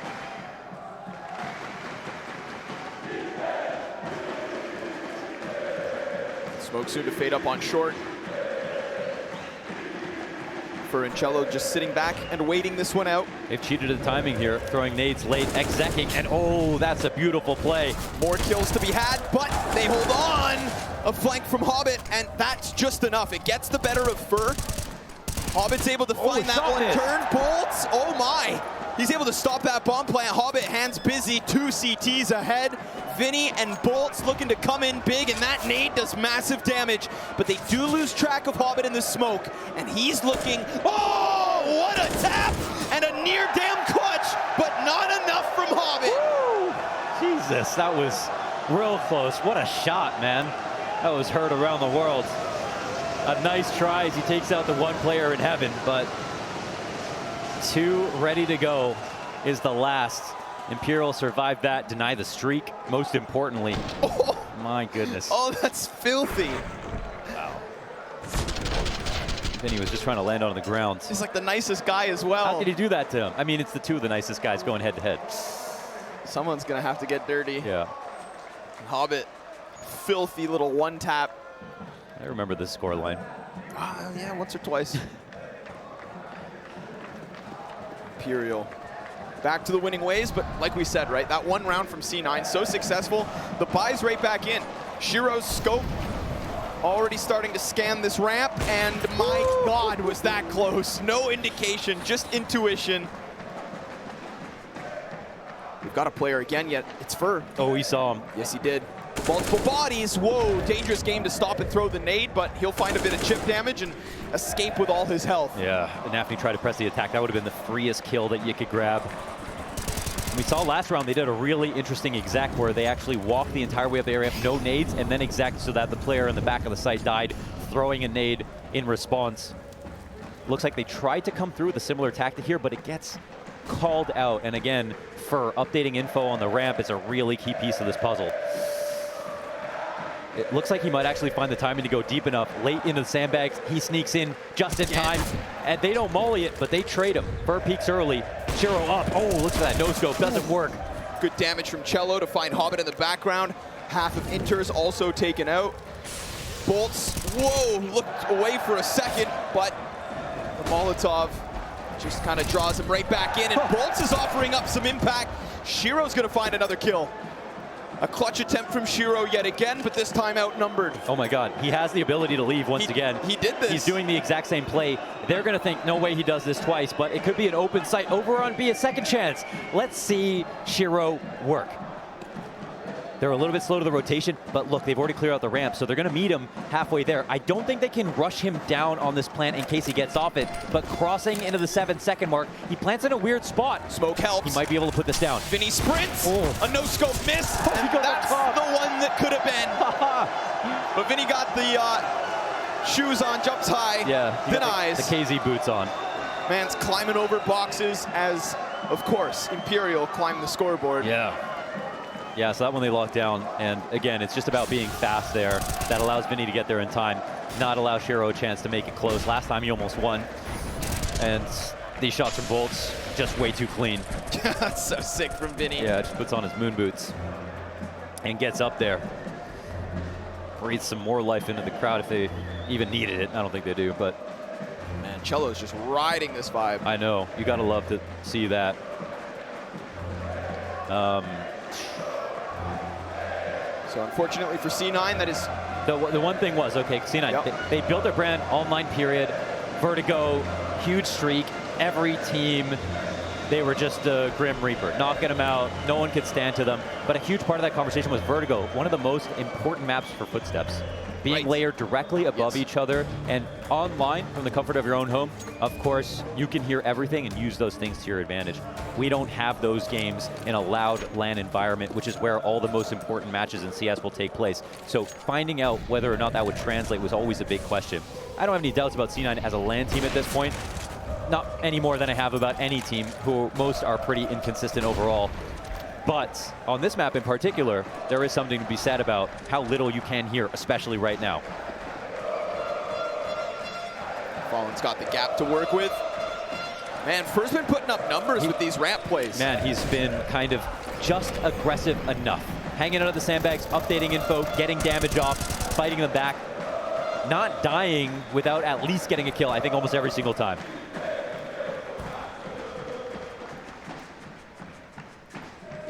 Three players to just walk up these B steps. Vinny's locked into the corner. Bolts is looking elsewhere. Bolts gets wind of it. Axile distracted. Vinny, that's too easy. And he gets around the corner. He's going to drop a smoke, but they're right on his heels. And at this point, damn, he's lucky to be alive. Yeah. Shiro loses track of him as he gets behind the green, and the CTs rotate in, blinded as Fallen finds his teammate. Shiro and NAVI into the 2v4, and that op finds just the one. 40 seconds, and Vinny fighting tooth and nail, loses his head. NAVI doubles back, and Fur's on the flank. It's another for Imperial. Damn, that is a very interesting round. And the smoke that Vinny uses, it looks a little bit greedy when you see Shiro just kind of frantically scaling towards the site, almost catching him off guard, but he doesn't believe he'll be out in the open map position. But it creates a way for rotations to be a little bit better for the CT side, right? He connects Generator to the back of default and creates this wide angle with potential one-ways around it. It makes it very scary to try to attack. And then Fallen up top with the assist of a flash, gives himself a safe peek, takes out the other player, blinds the Opera simultaneously. It puts Imperial on 9. Ooh, but Fallen goes down out of the gate of round 11. Those kills going back and forth. Nice to see C9 pick up a man advantage. NAVI looks to make it a second. We do still have Fur on short side. Cello, center of the bomb site. Cello finds Inters first. A lot of bodies coming, and Cello manages to shave off NAVI. Listen, Fur's starting to activate. He's about to slip up yellow, and Cello goes down, but no need, because Fur comes through with a follow-up, and it's Hobbit in the 1v3, turn 2. Swap to the off, a minute on the clock. Bomb nowhere in his possession. He's working with the health disadvantage, but if Vinny goes over top, he could get struck down by Hobbit. And both those CTs on the right side of this site. Hobbit trying to piece it together. Counter-terrorists starting to peek and pry and look around that smoke. Oh, he's hoping the play comes to them. We saw Shiro in this position take it towards B. The short re-aggression came through last time. Hobbit is thinking maybe they try to do that. That's how they beat Shiro to the other side. Very surreal moment here for Hobbit, but the bomb down in view, and it looks like Imperial are aware of it. Hobbit has no clue so far. They split. Vinny makes contact, looks for the second player. Now he's known, but Bolts. That's all he needs, a little bit of an angle. And Imperial will not stop winning. If you look just at map stats, this wouldn't make sense, but this is more than just how good you are, and it is kind of mirroring the sentiment from Antwerp as well in that regard. Vertigo, though, is the last map you thought could be converted to the favor of Imperial. But again, to be fair, right, we alluded to it. We didn't quite know. There was this question mark. Cello. B site was hit so consistently by Cloud9 and Antwerp because FNX had individual struggles. You go back, you look at the stats, it's a clear outlier. He just couldn't keep up. That's not a problem with Vinny and Bolts. Yeah, and Vinny playing B, that's where he played on Furia. So this is a very comfortable place for him. Usually in the small sites by himself. Of course, B sometimes takes 2. As the crowd really starts to rumble. Back on Overpass, sure, we had Shiro hitting shots, but we also had everybody else from C9 essentially offering help. Finally, a map where they could look like a team from top to bottom. Now we just take a quick glance. It's Shiro doing his things. But maybe it's NAVI's turn to come through this round. It's Tech9's up for C9. It's 9 rounds up for Imperial. I thought Imperial were going to slow it down when it came to the ramp aggressions, but they have not. Full credit, they're playing it exactly as they should. And it's a volatile thing to do. And if you're not well prepared, you don't dry run it, you haven't tried this enough times, you will pay, especially versus a team like Cloud9. NAVI has taken the smallest lead, whether it's a kill or spotting someone, and tried to turn that into a full A hit anytime he can. It helps you think less as an IGL, and he knows what to do if he can exec versus 4. But Imperial have done such a good job of just making sure to narrow the trades as much as possible. And for, again, honestly, not many people are playing the ramp like he's doing in this match so far, but it's working out splendidly. Just aggressive enough. For looking for a chance to strike him down. Remember, majority Tech9's here, so if he peeks the right player, it could have gone his way, but instead, the other M4 finds its target. Oh, that's a big find. Man advantage here for Cloud9, a second M4 for Shiro. The problem is they don't have any more utility, so they have to attack dry, and Fallen is ready for that. Strikes down one M4. The second, though, in the hands of Shiro, comes up from short side. Bolts and Vinny back at the retake yet again. They're both playing well, but it's labored. And it's C9 to kind of sneak one onto the board. Their second comes by way of Tech9. Well, Fur got uncomfortable. They lost one player. 4v4, not much utility, not many great guns right there. That is a gift to Cloud9. They'll take that every day, though. Yeah, they were really not prepared to go for a full site exact. That's a moment where if Fallen stays alive, if Fur is actually patient, maybe they thought the attack was a bit stronger than it actually was and decided to overreact. But that mistake actually allows Cloud9 back into this game. Not much money now for Imperial to buy back. Ooh, that could be a haunting mistake. Wow. He finds it. Yeah. Yeah. The op shot was a warning. Vinny didn't move. Where would a baby shark be? Caught in the net. Soup's on the menu. Man, yeah, towards the end of this half, it obviously was looking grim there for a second, but now... Ooh, Bolts. You gonna get away with something here? Oh, no. Hobbit sees it on the way over top. And of course, Vanilla Pistols, it's easy does it for C9's third. Yeah, man, it's pretty crazy that we have 10 this quickly for Imperial, so... I guess I'm happy to see Cloud9 actually make something of this half. I think we switch over. It doesn't really matter how many rounds they get. They can close this map out. They can perform a comeback. CT side, if it ended on T side and they got the nerves off in the first half, I think they could have done it on T side. On a better day, they would have a much better half than what we see right now. So it's not like this lead means everything. It doesn't mean that this map is over by any means. But it's nice to see that Fallen's disdain for Vertigo hasn't stopped them from preparing adequately.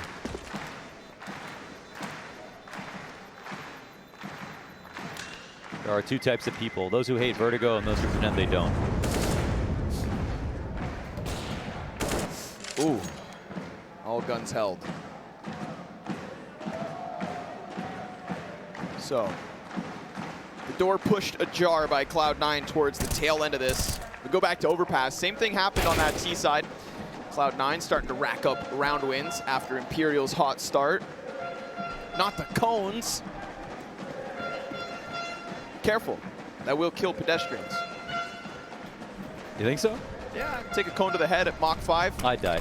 Yeah, that's true. Well, Shiro back to the hard scope on the ramp. Found one clean kill versus Fallen. I don't even know who the kill matrix leans towards. I think Fallen has outdone him a couple of times here. Love this layered setup. Yeah, this boost could displace the boost that they're coming into. Ooh, they'll fall off. It'll rock the CTs, who now could be subject to mollies, which is big. And a couple of those nades are coming through. This is a huge utility dump from the T side. For sure. But at the same time, it is, well, actually, to make things worse, it's still early. So I think Imperial will be quite happy to take a little bit of damage, draw out some of those impact bits. For finally mollied out. Yeah, and he does have a smoke for himself. This is like the first time he's had to use this. Nate could have done a bit more. And he is already in the sky. Ooh. And now he's on the ground. Down he goes. Sent soaring by Hobbit. no contact until that peek comes through. Wow, Fallen. He gets away with such little health, but still more than what cello's got. You think that prime's an easy pickup for somebody else. Boltz wants to go high over top. And Hobbit covering. Oh, well another done. one. Clean as can be, as Bomb is down on A site. So C9's winning ways continue at the tail end of this T-half. Yeah, and now money is the primary concern here for Imperial as we get to the 15th. Cloud9 recovering late into the first half, but it can absolutely be considered a good enough recovery. Again, we look at this map and we think, okay, Cloud9 are very good here. Maybe this is not as much of a performance as they would have expected, but they're up a map. They have CT side to look forward to. I feel like they're not going to be too shaken just yet.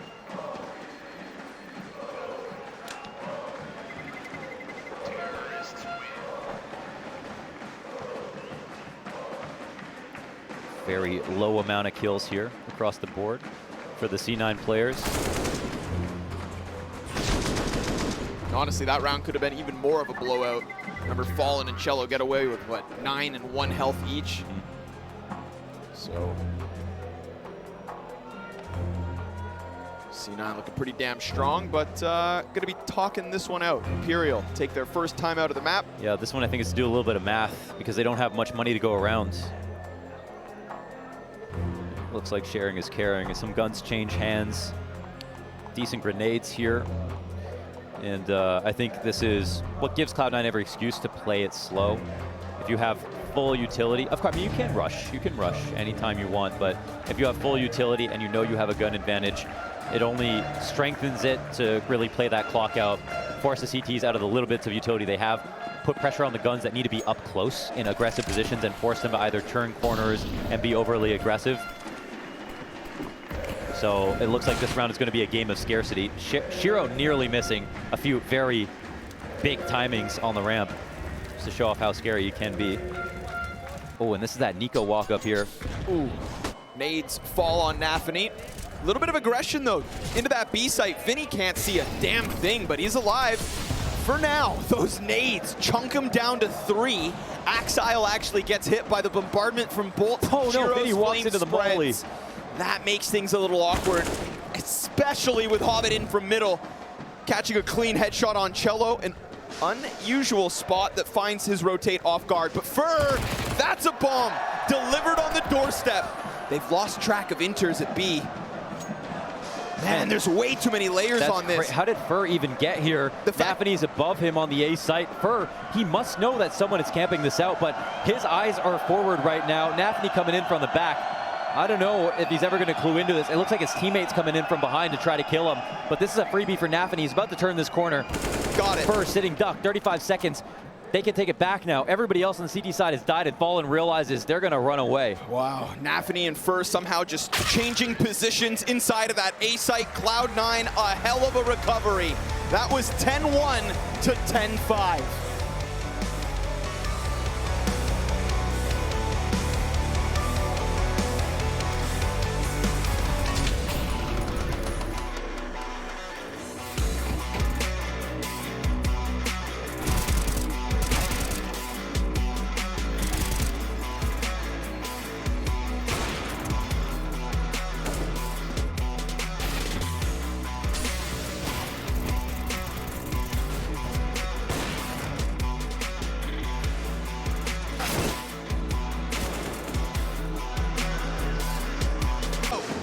Imperial have managed to establish a 10-5 lead.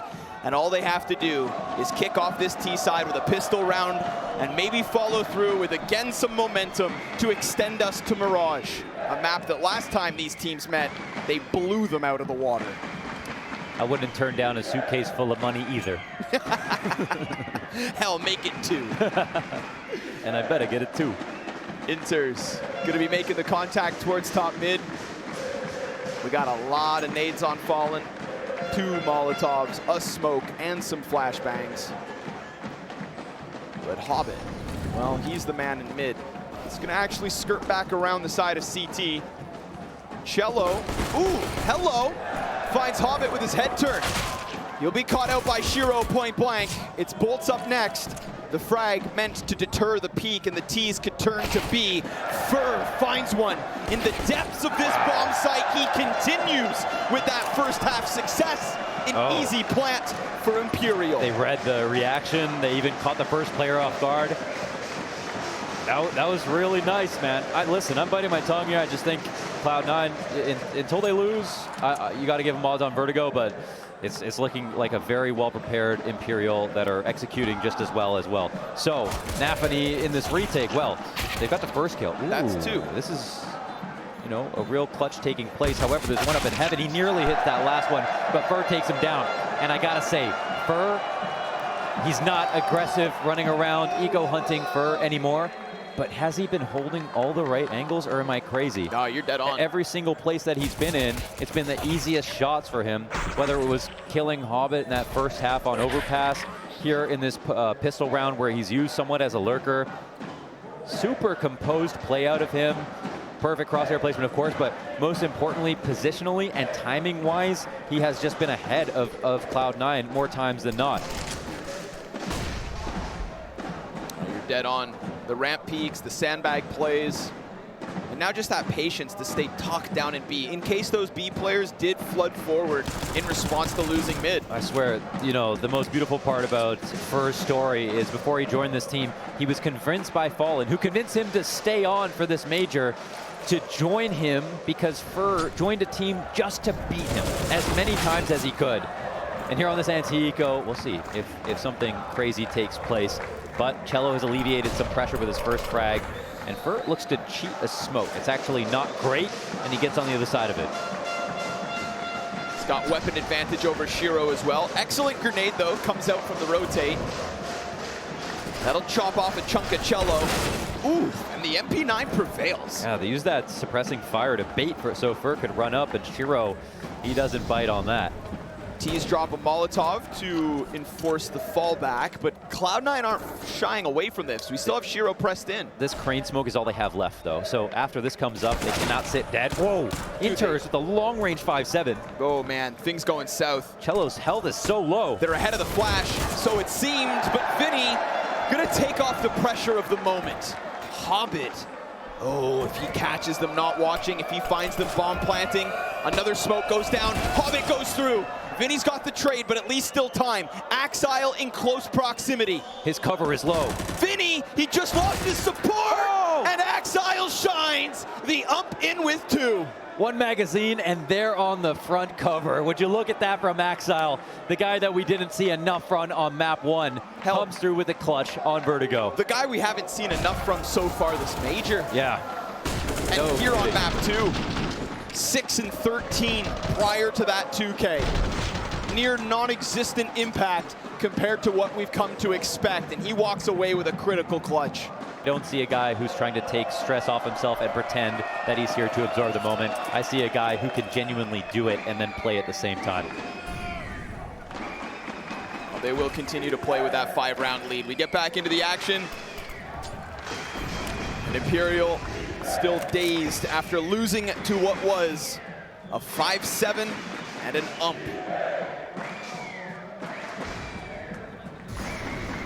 Stunning shot from Inters. Glorious clutch. Axile closed it on them. I love this though, Imperial. They're gonna get it in and around through the CT spawn. We see those desperate shots from C9 out of elevator. They ran pistol again. Oh, the flash is perfect for this position. Nothing for Inters, but the AK of Axile. The fruits of his labor from the last round get taken right back. Hobbit looks to run down bomb. Vinny's got it in. cello slides out. Shiro tapped that. cello on for the clutch. As NAVI just minimizes behind those boxes. He continues to shoot, but the gun goes dry. Into the cover. Back to the fight. cello's got it. And that right there is Imperial's bounce back. What was that? A kick flip before the one tap? My God, that puts everyone on their feet. Ridiculous the amount of nerves that came in from both sides. We got the winner's POV, but it was labored. Man, that is chaos. That is carnage. Those trades so efficiently from both sides. And when cello gets caught jumping, it feels like he knows, I can't flee. I have to fight. and goddamn does he ever. A 1.18 rating for Cello, playing on MIBR on Vertigo. An absolutely welcome addition to a team whose kryptonite is the map itself. Supplanting FNX's position, who's now coach of the team. And clearly off to a flying start. Top fragging right now with a clutch, maybe 2 to his name. Getting a little older, memory's not exactly there. Inter's here, sitting on the back of default with a 5-7 and a Dream. Not much utility to work with here behind him. Puts down one with the help of Hobbit. But it looks like this might be a calm close for Imperial. Some of the CTs are starting to scurry over. Ooh, Vinny wants a fight. 5-7's in that lethal range. Ump just as viable, but Vinny just slides into the side of this. Yeah, he's looking for a little bit more. Another smoke down on the floor. Fires into NAVI, but his gun goes empty. And that scout.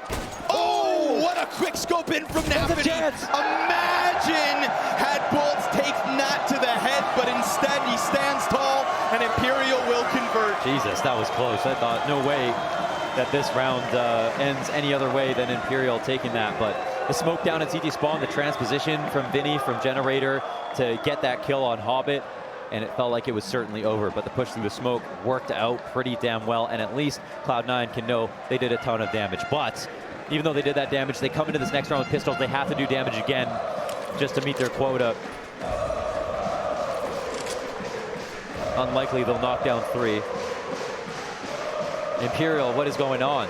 They're just... will to survive. Crazy, yeah. Good flash. It's enough to prime those USPs.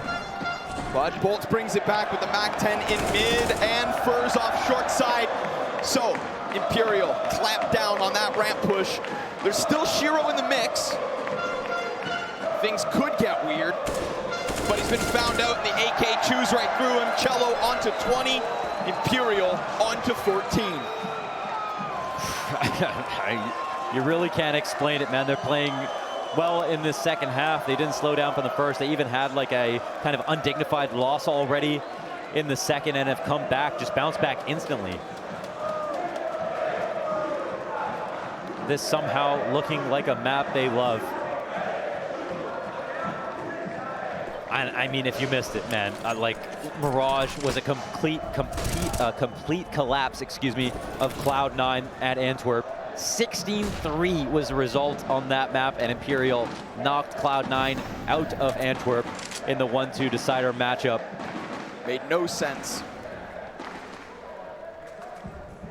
Made no sense. It made absolutely no sense. That was something more than CS, for sure. Axile swings out, but won't even catch Vinny. Sure as hell took him low, but what do you know? Wow. Inter's also empty-handed. Shiro finally doing something here for C9. They're just grasping at trying to hold on to this B site. A well-placed nade could just blow them away, but that utility's non-existent. All they have is smokes for this retake. And Hobbit's hunting towards middle. He'll find the better of Bolts. That's enough to get the ball rolling. The only player with full health on Imperial is Fur on the other end of the map, but he sees backs turned. He's gonna catch them. He shoots Shiro inside of the spawn. Cello dies on the bomb site. They're watching the flank. They need to deal with Fur because he got that first kill. They know that they're compromised. They know they have to deal with this, but Fur's not gonna go down. It needs to be NAVI hunting. He'll find it, but there's still no time. Wow, him being in that position, getting his kills. That's it. Fur on the flank, getting used as an aggressive lurker. Cello closing his eyes, looking up, breathing in, feeling the victory coming their way. Imperial have locked in match point. There is a cavernous death between them and Cloud9 in just pure rounds, but not just rounds. They've shown so much quality already in the second half. You gotta wonder, not only if Cloud9 can dig deep enough, but if they can dig deep fast enough. They might have a shovel, but they need a drill. And there is no evidence to support that they've got that kind of machinery right now. The buy is rickety. On top of that, 3 MP9s. Final timeout called, so a stern and concerned Groove will have his final chance to rally the troops in the face of adversity. in the face of 9 map points. Triple MP9, as you said, but at least if there's any silver lining or saving grace, it's Shiro's on his off. Yeah. The most consistent piece of impact from Cloud9. Yeah, very salient point, and Shiro gets shoved out of his aggressive option early on. And honestly, for Imperial, that's what they just need to focus all their efforts on in this early round. How do we get map control without getting off? Because after that, what can Cloud9 do? It only gets harder for him to find openings as the clock bleeds down. NAVI will look to support in this position, trying to peek above the crane, find anything that he can. Fur pops up. Oh my God, he sees Shiro. We've got the util for it. Shiro has to sprint away. He will escape, no problem. That calls in Hobbit. He nearly gets blindsided, but instead given a chance to sprint back into cover. Now so it's about reading the rotation. Shiro goes up top. He wants the duel and will find it. Catches Fur, big scalp to take. And NAVI still posted. Nice clean headshot onto Cello, so it's a 5v3 for C9. It is never too late. Half health on NAVI. Oh, look at that far molly. Hobbit re-engages, and this is just so much forward presence from Cloud9 that Imperial, they can't even get their hooks in onto this bomb site. Not a chance in hell. Not in round 22. That was so well handled. It looked like a round, if it went on too long, then it would only lead to Shiro getting pushed back farther and farther. But instead, look at the impact, these 3 frags. It's the movement to get up to the top boxes to look deep into the ramp. That's a huge risk. Ballsy. If he goes over towards short, that's the one natural rotation that Imperial are going to wait for. They're going to molly him out slowly, push him back with a flash, make sure that he's useless, and that's why Shiro finds impact. He's not going to be afraid. If he peeks up there and misses a shot, they lose the map. There's not enough behind it. But he plays it just aggressively enough. He hits a shot as well. Buys another chance for Cloud9 to make this comeback. They'll have a good chance in this one. AK for bolts, that's it. Fur's down out of this one already.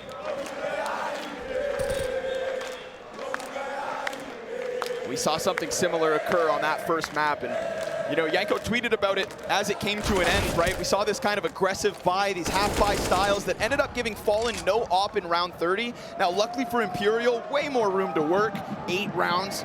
There is no way that they won't have that full-fledged purchase. But let's keep our eyes on the decisions. See if anything ends up haunting them. But this one, they can just let go for free and not even think about it. Oh yeah, he's right. That was a weird buying decision, and it was one where his 4 teammates could have forced, and he just saved. But instead, he decided to get armor with a pistol as well. Nice and smooth from C9. They'll follow suit. Yeah, that's an easier round, of course, well earned after the hard-fought op round from Shiro in the previous. We'll have to see again what's going to happen. Cello has been a firecracker as an entry fragger already on this T side. He was doing really great on opening kills on CT as well. So I think that's what's most scary for Cloud9. Axile as the guy over there. Normally, he doesn't need a friend. He can lock it down by himself. But today has not really been his day.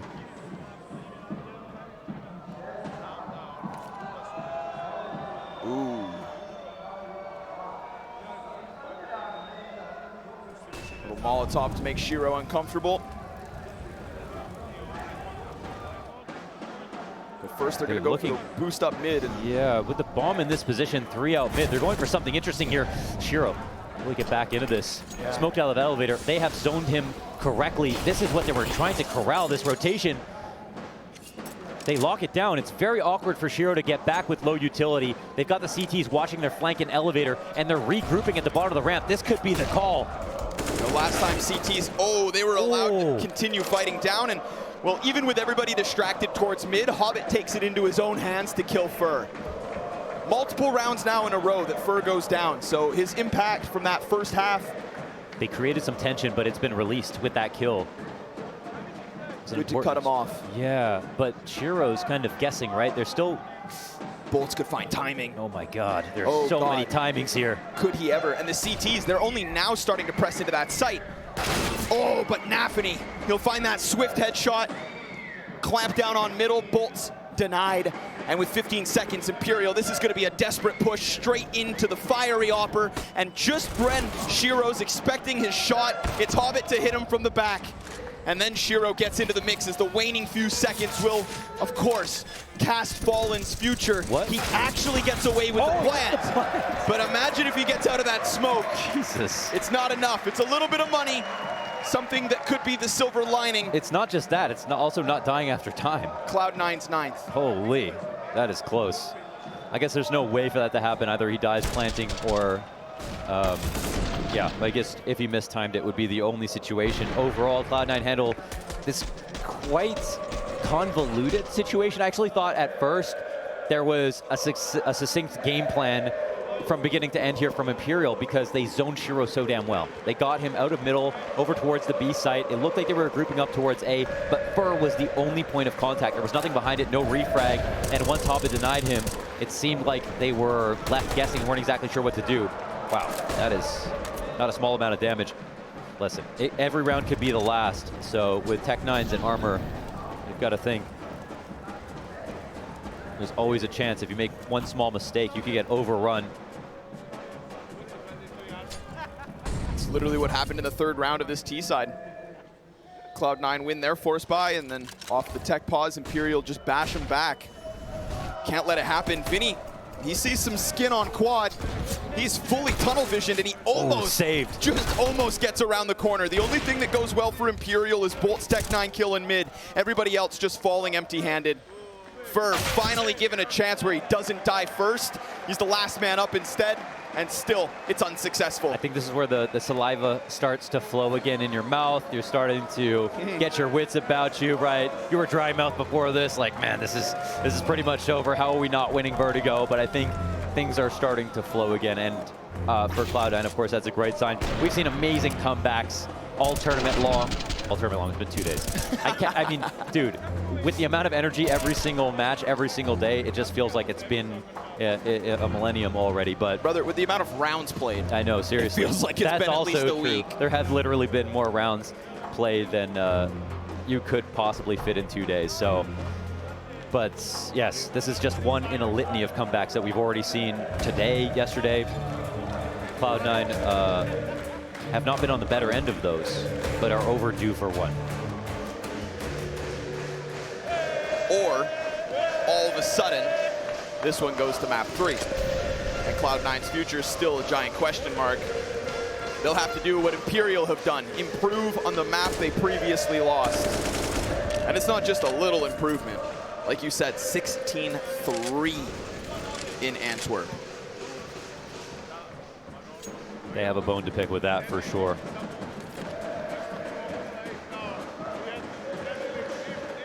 Cloud9, okay. Maybe a similar take on the exact same strategy, and we'll see if they can get what they want out of it. This time Shiro's not inside of middle, but they can still displace one of the players and keep this a 3-2 in their favor, depending on how they want to approach, and we'll see. They had a faulty go about it last time. Let's see if it works this time around, and we'll see what the idea was to begin with. Hobbit's on the CT side, so there should be a smoke destined for this. And if they don't do it before NAVI comes around the corner. They get Hobbit back. There's no op here to stop him. They've got Molly's going over construction. They've smoked elevator. Hobbit's burning. He ran through that fire. He's now, oh no, Bolts! His nade finds the target. Fur gets the headshot bottom ramp, does his own thing on his own terms, and all of a sudden, this is an A-Rap. Shiro, he's gonna have to do it all, as he seemingly does. 2 kills already. Bolt's just gonna go straight for that plant. Oh. Shiro, the hero, with a chance at that 4th. It's Cello and it's Fur, it's Inters and it's Axile, and that bomb has to get planted. C9 coming at this from 2 opposite ends. Axile, his chance to shine. He bests Cello, and it falls on Fur. We talk about Fallen's years of experience, but Fur is a legend in his own damn right, and he is playing out of his mind and out of Cloud9's sight. Where has he got off to? No utility. Fur is going to go back up short side. Bombs planted on the front end of site. And as they get on that defuse, Fur, you have to peek. It's being covered. Oh, he doesn't go, and they stick it for 11. What could have been is not. And Cloud9 hang on. Oh, he tried. Oh my God, there's so many things there to talk about. Fur in that 1v2 looks for an easy frag, hopes that they don't tap it, make a mistake, maybe back up, and tries to do the atypical thing.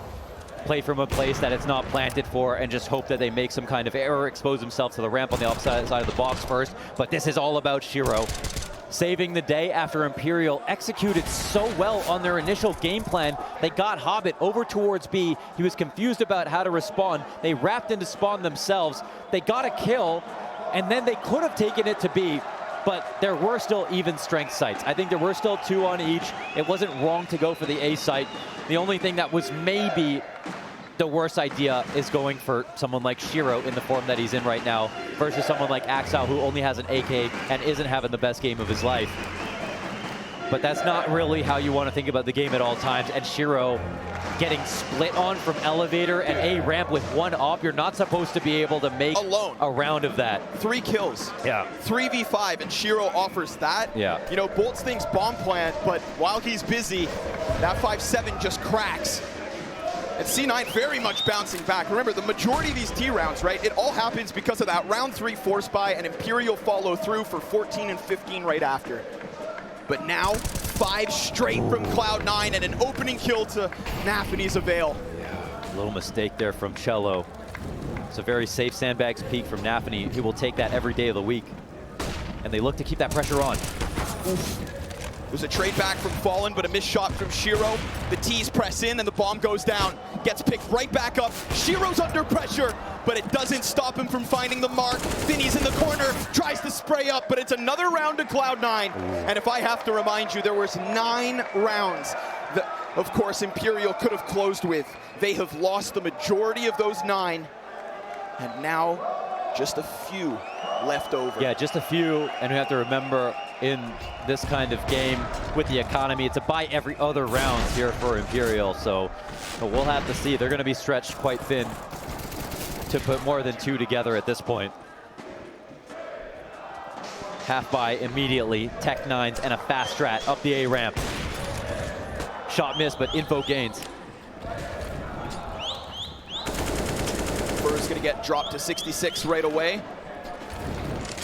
Hobbit not allowing for Fur to back up onto Henny. That nade should and does catch a player, but hands busy on Hobbit. Oh, and Shiro's fully blind. The AK upgrade, but the gun goes dry. He presses in, and Shiro holds it.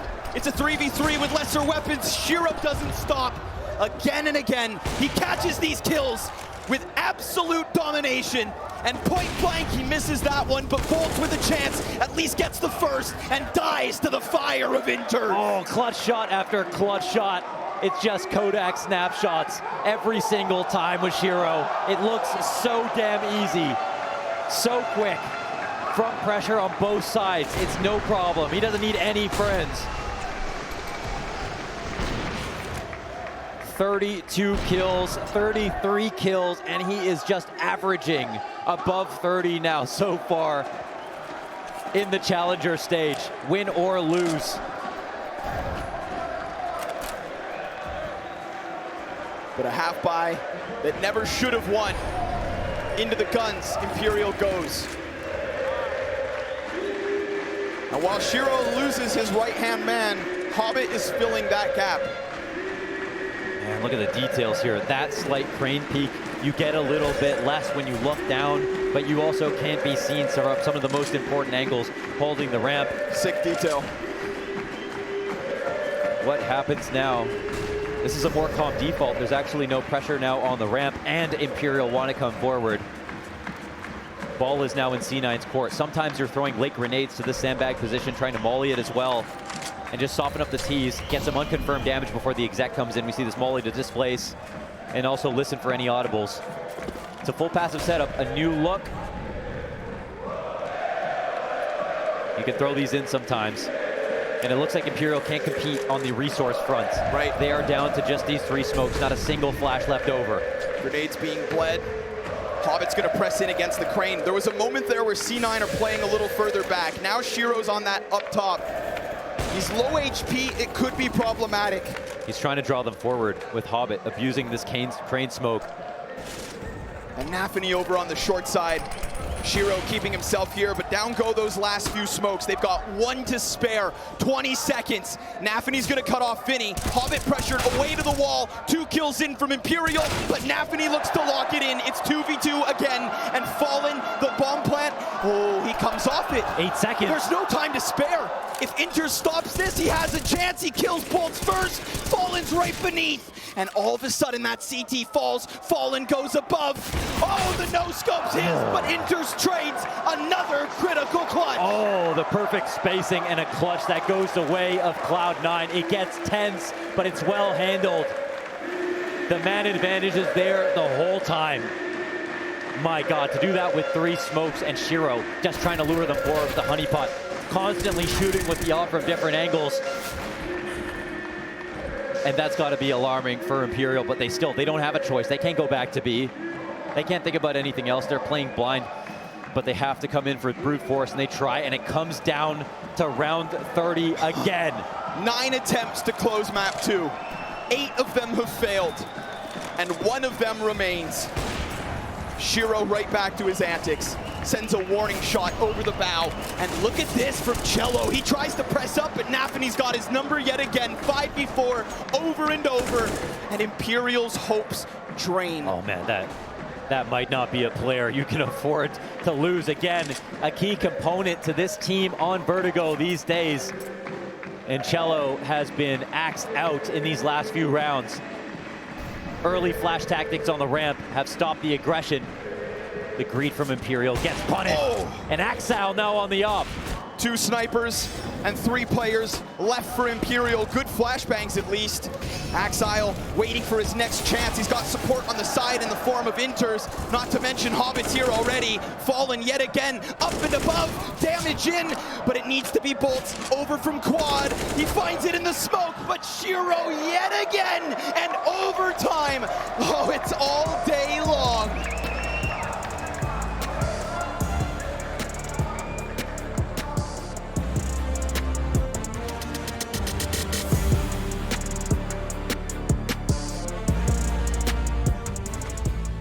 And they hang on for dear life as their life here in Rio literally hangs on to this one. Yeah. Imperial.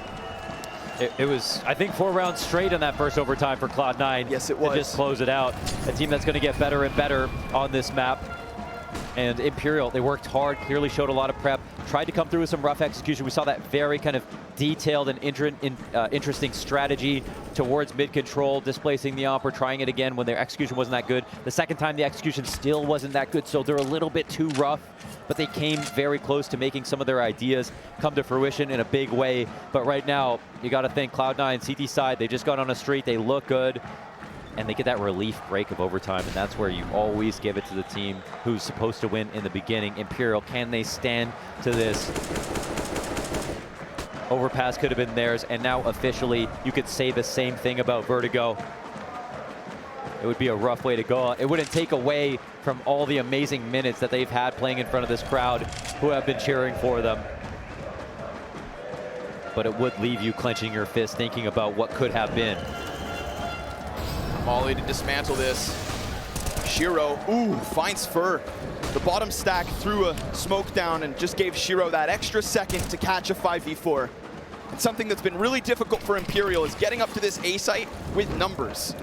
Yes, and that is all CT protocols, not even needing to see people that often, but cello stays alive, he gets an entry. Oh, and Fallen takes a dink, a little more damage.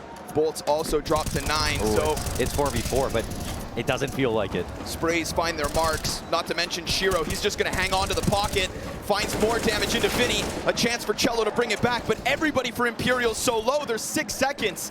Bolts, it is nothing but desperation. He has to whimper away and let C9 open in OT yet again. Yeah, that was an unreal defense. I mean, it's so clinical. It starts with a good tactic, a boost that they haven't seen for a minute, a late grenade, a dink off a peak.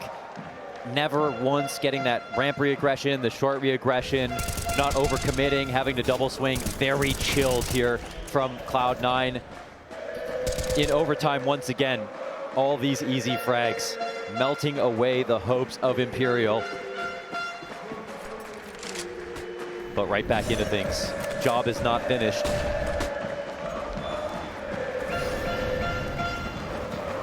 Shiro, man, 37 kills again in overtime. Unbelievable consistency out of him. Absolute animal. Fur, he'll find a clean headshot. Finally, Imperial can get themselves a break. A 5 versus 4 and a chance to go further. Hobbit sliding. Oh, the timing! It's awful for Fur. Oh my Shiro connects to Cello. Another big player down, but Fallen at least escapes with a life in his hands. And a 3v3 is where this stands. Hobbit still near that A site, decides to get aggressive. Bolden fades, but he finds it. And then Axile strikes down bullets. The bomb down at the bottom of the B site. Vinny's up close. Axile knows, and still Imperial hold on. But the rotation, it's committed. Inters coming in fast, looking for this frag. Just needs one more bullet, but the nade wins the round. The utility finds its home deep quad. And unlike Overpass, Imperial with at least a sliver of success in OT. Yeah, that is something. The round they were looking for all half long comes through. Fallen. Incredible. That's how he saw him. Through that sliver. Kind of perfect scaling backwards actually, but keeping vision of this one potential option. Thinking maybe they'll come look for me. The professor is correct.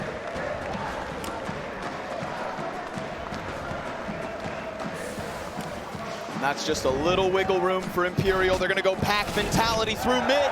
Hobbit, he's got that lineup, tons of damage! Comes out from his cubby, and even Fallen dropped to 11. The USP fades away with the hopes of Imperial's 17th. It ends to the favor of Cloud9. Oh, they got posterized from the sandbags. Hobbit with the easiest spray of his life after eating that flash. Had no other option but to crouch, but they didn't expect the high-low stack from sandbags and this mid-B player, and they all let their guard down, turning to look at Elevator, forgetting about Hobbit in his hidey hole. Just from the crevice. And now it's Cloud9, 2 away from closing out the series, ending the hopes of Imperial, and surviving an 0-3 defeat here in the challenger stage of Rio. These are the doldrums that Imperial and Cloud9 were never hoping to be in, and Cloud9 never should be. Never should be. Yeah, unfortunately, it's just Imperial in there with them. Duking it out. Shiro misses the shot, but knows that there's a little pressure to be applied. This one goes under the scope, actually. Cello doing a little lap here at the bottom of the ramp, and it's Fallen up top. Where is Fur in all of this? For once trying to chill. They're going to throw down the Kinder one way on the ramp. Look over top of it. Just missed it. Boost though. Boost could be big. Yeah, they've assembled quite smoothly. Maybe it'll be unexpected. Cello dishing out shots. Oh, Fur. He's going to slide right back. That almost works out perfectly. Then a dink comes into NAVI. And C9, much like Imperial, struggling to extend up this ramp. The flash is not good. Fallen gets his mark. Shiro takes the trade. And it's man advantage Imperial with a flash at the side of the crane. But Shiro keeps coming. An absolute monster. And Cello looks to do the same, but Inters trades it. And Shiro continues to get closer and closer as Cloud9 claw their way to what could be 18. In the smoke is Bolts, and Inters, oh, he gets traded by Vinny. Over the top, Shiro presses in, all the way around, Vinny's able to succeed. There was 5 seconds, all that he had. Yeah, he absolutely had to get the kill, and finally a clutch goes the way of Imperial. After so much time on the wrong end of it, and on the A ramp no less. As soon as we swap over here into OT, once again, you can't pin this on Shiro, man. The kills that he's getting, the consistent output, op shot after op shot on sliver peaks. Not missing a punish. Push to wit's end, having to switch out to a rifle, left alone. and forced to clutch. There's only so much you can ask of one kid. Whoa, not far off. 41 kills, man.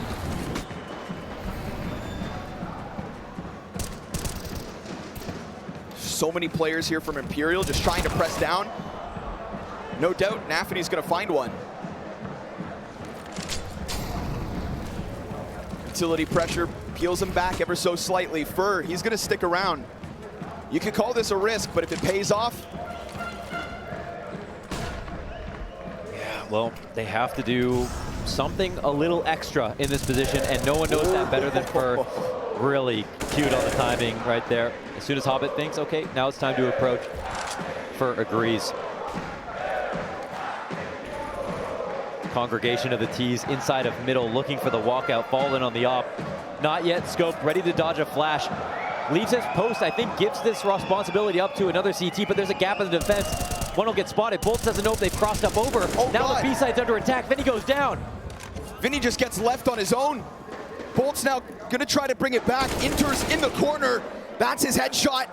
And a 4v2, an incredible chance for Cloud9 to get that 18. They went through the revolving door and let them outside and then locked it. It's all timing. That is so unfortunate. Honestly, there was a window right there where Fallen left his position. I'm not sure if he was gamed into it. That's one thing. Maybe Hobbit did something on the ramp to draw his attention, and that allowed for the walk-up to take place. But that window was so small. It's not as if the CTs made an enormous mistake there. It's just that there was about 1 second where Bolts comes through, and they made that cross, that very dangerous but short cross up into heaven to get into the site, and that's all they needed. Hey, full credit if there was something that they did specifically to pull Fallen's attention, but it's also the thing that won them the round.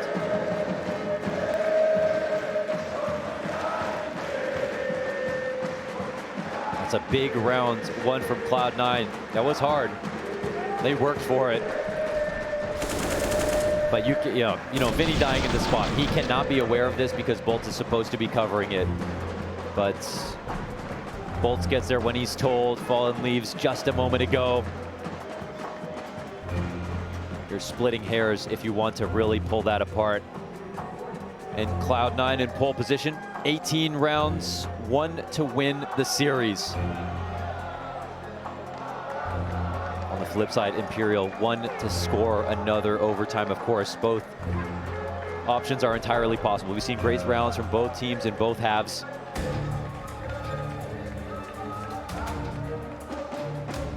Rio de Janeiro on its feet. And honestly, and ironically, at some of the most tense moments is when it can get the most quiet.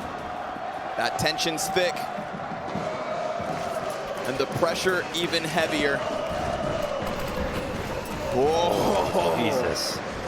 Shiro Looking opts for not to pull the trigger. 42. What a world-class performance from Shiro. Of course, it's not over. 5 kills either way. Cloud9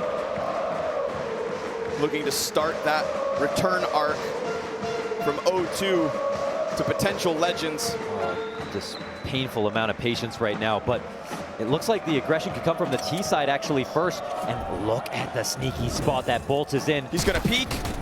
Oh my God, that's held by Shiro. Fire on the feet, and Inter's getting the kill. The utility's there to get him out. It's man advantage.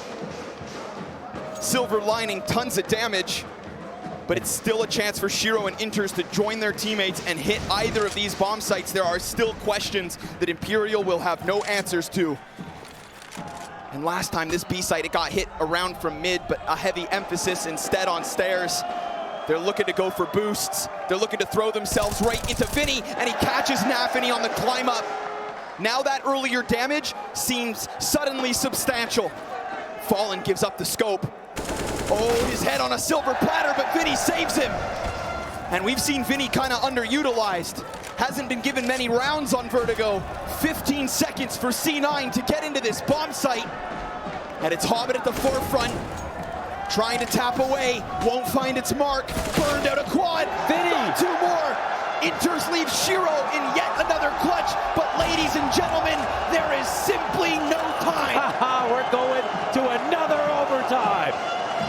They're not done yet. No way Vinny put up that hold. And again, we look back at the last Vertigo. There was no Vinny there. There was no B-site specialist. And it takes one with enough experience to be able to pull off a move like that. Perfect cover for Fallen in his position, trying to re-aggro onto the site. A full reset now. Cloud9 got so close to closing it out. But Imperial continue to live.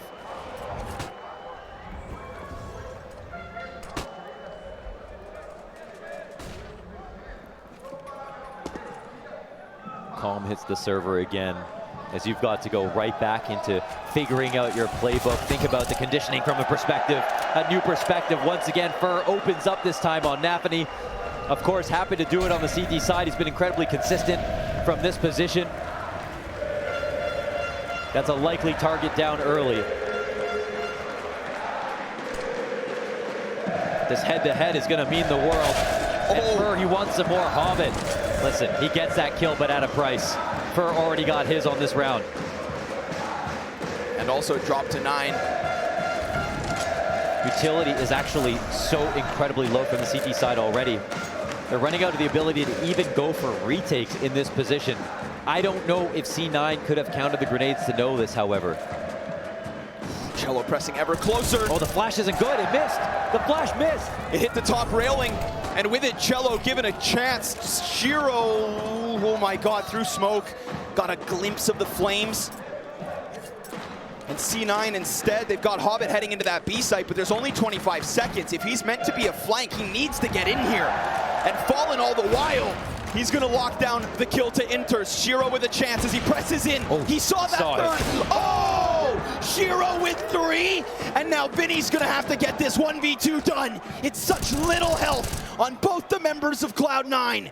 Vinny, he's hunting, he's circling, but he's also getting flanked. Cloud9, they rob it. Oh my God, they stole that away. No way. What more does Shiro need to do? Yeah, he's got maximum efficacy this game. I mean, everything he's doing is correct.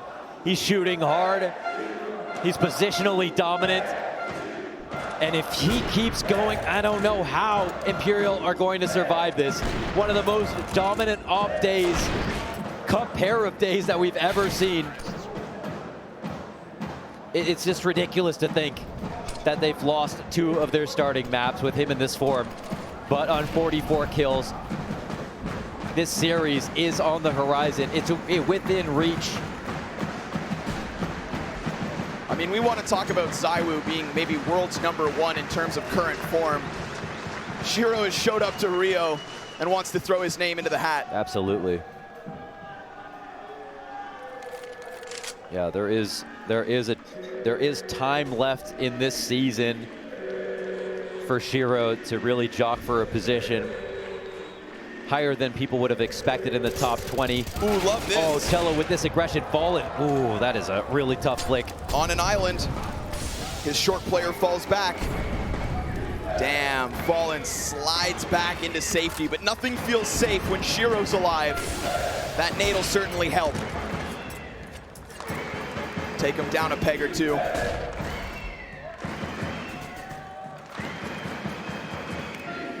Well, Shiro's still alive, so I'm going to call this a 4v4. Because you know he's keen to get 2. Still, half HP for him. Nade's getting juggled. They're looking for some damage on the CTs, and they find some good damage. Nearly cleaning out the short side on its own. 25 seconds. Hobbit's going to start chucking out the Molotovs alongside his teammates. It's utility pressure. Oh no! Fallen blindsided. First still hangs on, 5 health. And Inters, he's got a lot to do here. Bolt is about to climb over. First pressing through. What a play! What? He comes forward through the smoke. Just pressed into Crane. And he knows he needs to make a move to the site, so Fur just goes and gets it done early. Wow. After eating that piece of utility as well. What a maneuver. A call out. And this might be the game that never ends. I literally can't tell who's better right now. For once, the scoreline accurately represents the skill of both teams. There have been a lot of clutches the way of Cloud9. So that's one thing. But we know they also don't have to rely on them. When you zoom out a little bit and think about how good they are on Vertigo. Energy still going in the room. Yeah, that drum's gonna beat until Imperial's hearts stop or map 3 begins.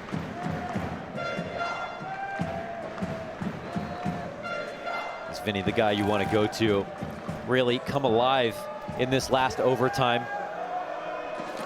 Ooh, big nade. Oh, no. Goes a little bit too far into the corner. They haven't readied that yet. Last time he caught the boost. This time, ooh. Oh, Bolts clips one. That's Hobbit coming out of middle. I wonder what this means for Vinny. He's coming forward into this attack, and he takes down NAVI. Survives it and goes forward. Last time we saw him sit back, but he looked like he wanted that multi-kill, and there's the damage. Finds its home. Inter's barely standing. Bolts in the open, blind as can be. If anybody had come to the top of those stairs, Bolts is a dead man. But he's still hanging on until Axile gets his hands on him. 3v3 with health advantage Imperial. 25 seconds and Fallen blind. Fur right next to him, shoulder to shoulder. Brothers in arms in Brazil. And Fallen gets tagged, bomb crosses. And all of a sudden, this becomes a retake. Fallen's on that close proximity. Inter's pinned in this position. Axile right up with them. Oh my God, tough move here. What do they do? Inter's holding the right. Axile on full guard. Ready for the move around. Oh man, he's so ready to strike. Neither is looking. There's no trade right back. Now they start to split. Shiro's got that off cover. Cello, a little damage, but he looks for the offer instead to drive by on Axile to give Cloud9 another. Oh my God, they've done it. I can't believe they made that happen. Getting that bomb plant down was the big move. As soon as you said it would become a post plant, that's when the odds shifted. That's when the confidence switched hands. And you can see it was a CTs now fighting back for space, even though they should have been more comfortable. They had better guns. This was their position all day. Axile goes running across his screen with a Tech 9 because the AK is out of ammo. This is how scrappy it gets at this point in the game. We're looking at first to 22, and Cloud9 get their 2T rounds. They're back onto CT. Oh, damn, Axile. Looking to run a risk. He saw that. He saw that move back. He's ready for Vinny, and he's gonna know there's another. Oh, he's looking a little bit crispier now. Hell of a time to come alive, but what about that from Fallen? Just leans around the corner. Yeah, we're getting some really interesting mid-round engagements out of Fallen with that up. And some good calling behind it, but ultimately Cloud9, they're in the power position still, I would say. Taking out Axile is one thing. We'll see how this T attack forms at this moment.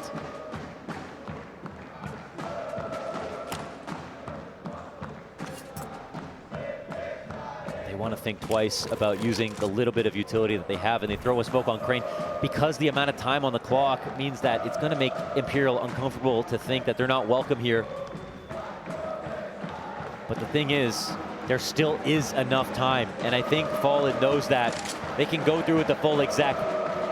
C9 officially under pressure. Oh, that flash!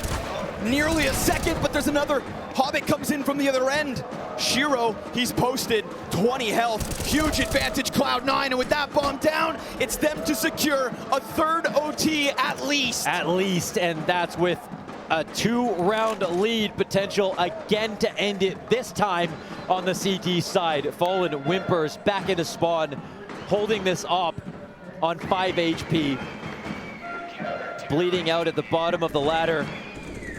And now I think it gets really scary. If it was on T side, I feel like there's a chance, of course, that the comeback can take place. And there definitely still is. It's just less so. This is an official, go to your darkest place, dig as deep as you possibly can, bring out everything that you got and leave it on the table. Imperial could lose right here and now. Full-fledged buys both sides, all the nades you could ask for. And it boils down to who hits harder in the 5th round of OT2. NAVI's got this spot locked in. Fallen's walking up. They're going to call this out. Excellently placed Molotov. He gets away. Fallen. Oh, he follows. And with that, NAVI goes down, but Hobbit still got this position, and there's no follow through just yet. There's no overcommitment. Fallen looking. He saw that. Oh, but Hobbit slides it through the yellow tarp. Fur's up next. It's a second from Hobbit. He has been Axile's right-hand man. Oh, and he's not even scared as he's walking back. No free frag available here for Imperial. Deep control. Axile, he's been good in the last few. Sharp angle now into the depths of B, and Vinny will actually abstain from this fight, meaning that he has really good information. Axile about to tell his teammates, corroborate that it's going to be an A attack. This could be the final seconds here for Imperial. They know it. They're holding, and the further Axile goes, the more confident the men on site can stand. 30 seconds between Imperial and that A site and their hopes of keeping this last dance going. Flashbangs pop. They start to press in. Fire placed appropriately. Shiro, he's not needed yet because Axile comes in from the flank. Bolts, he just has to go for it.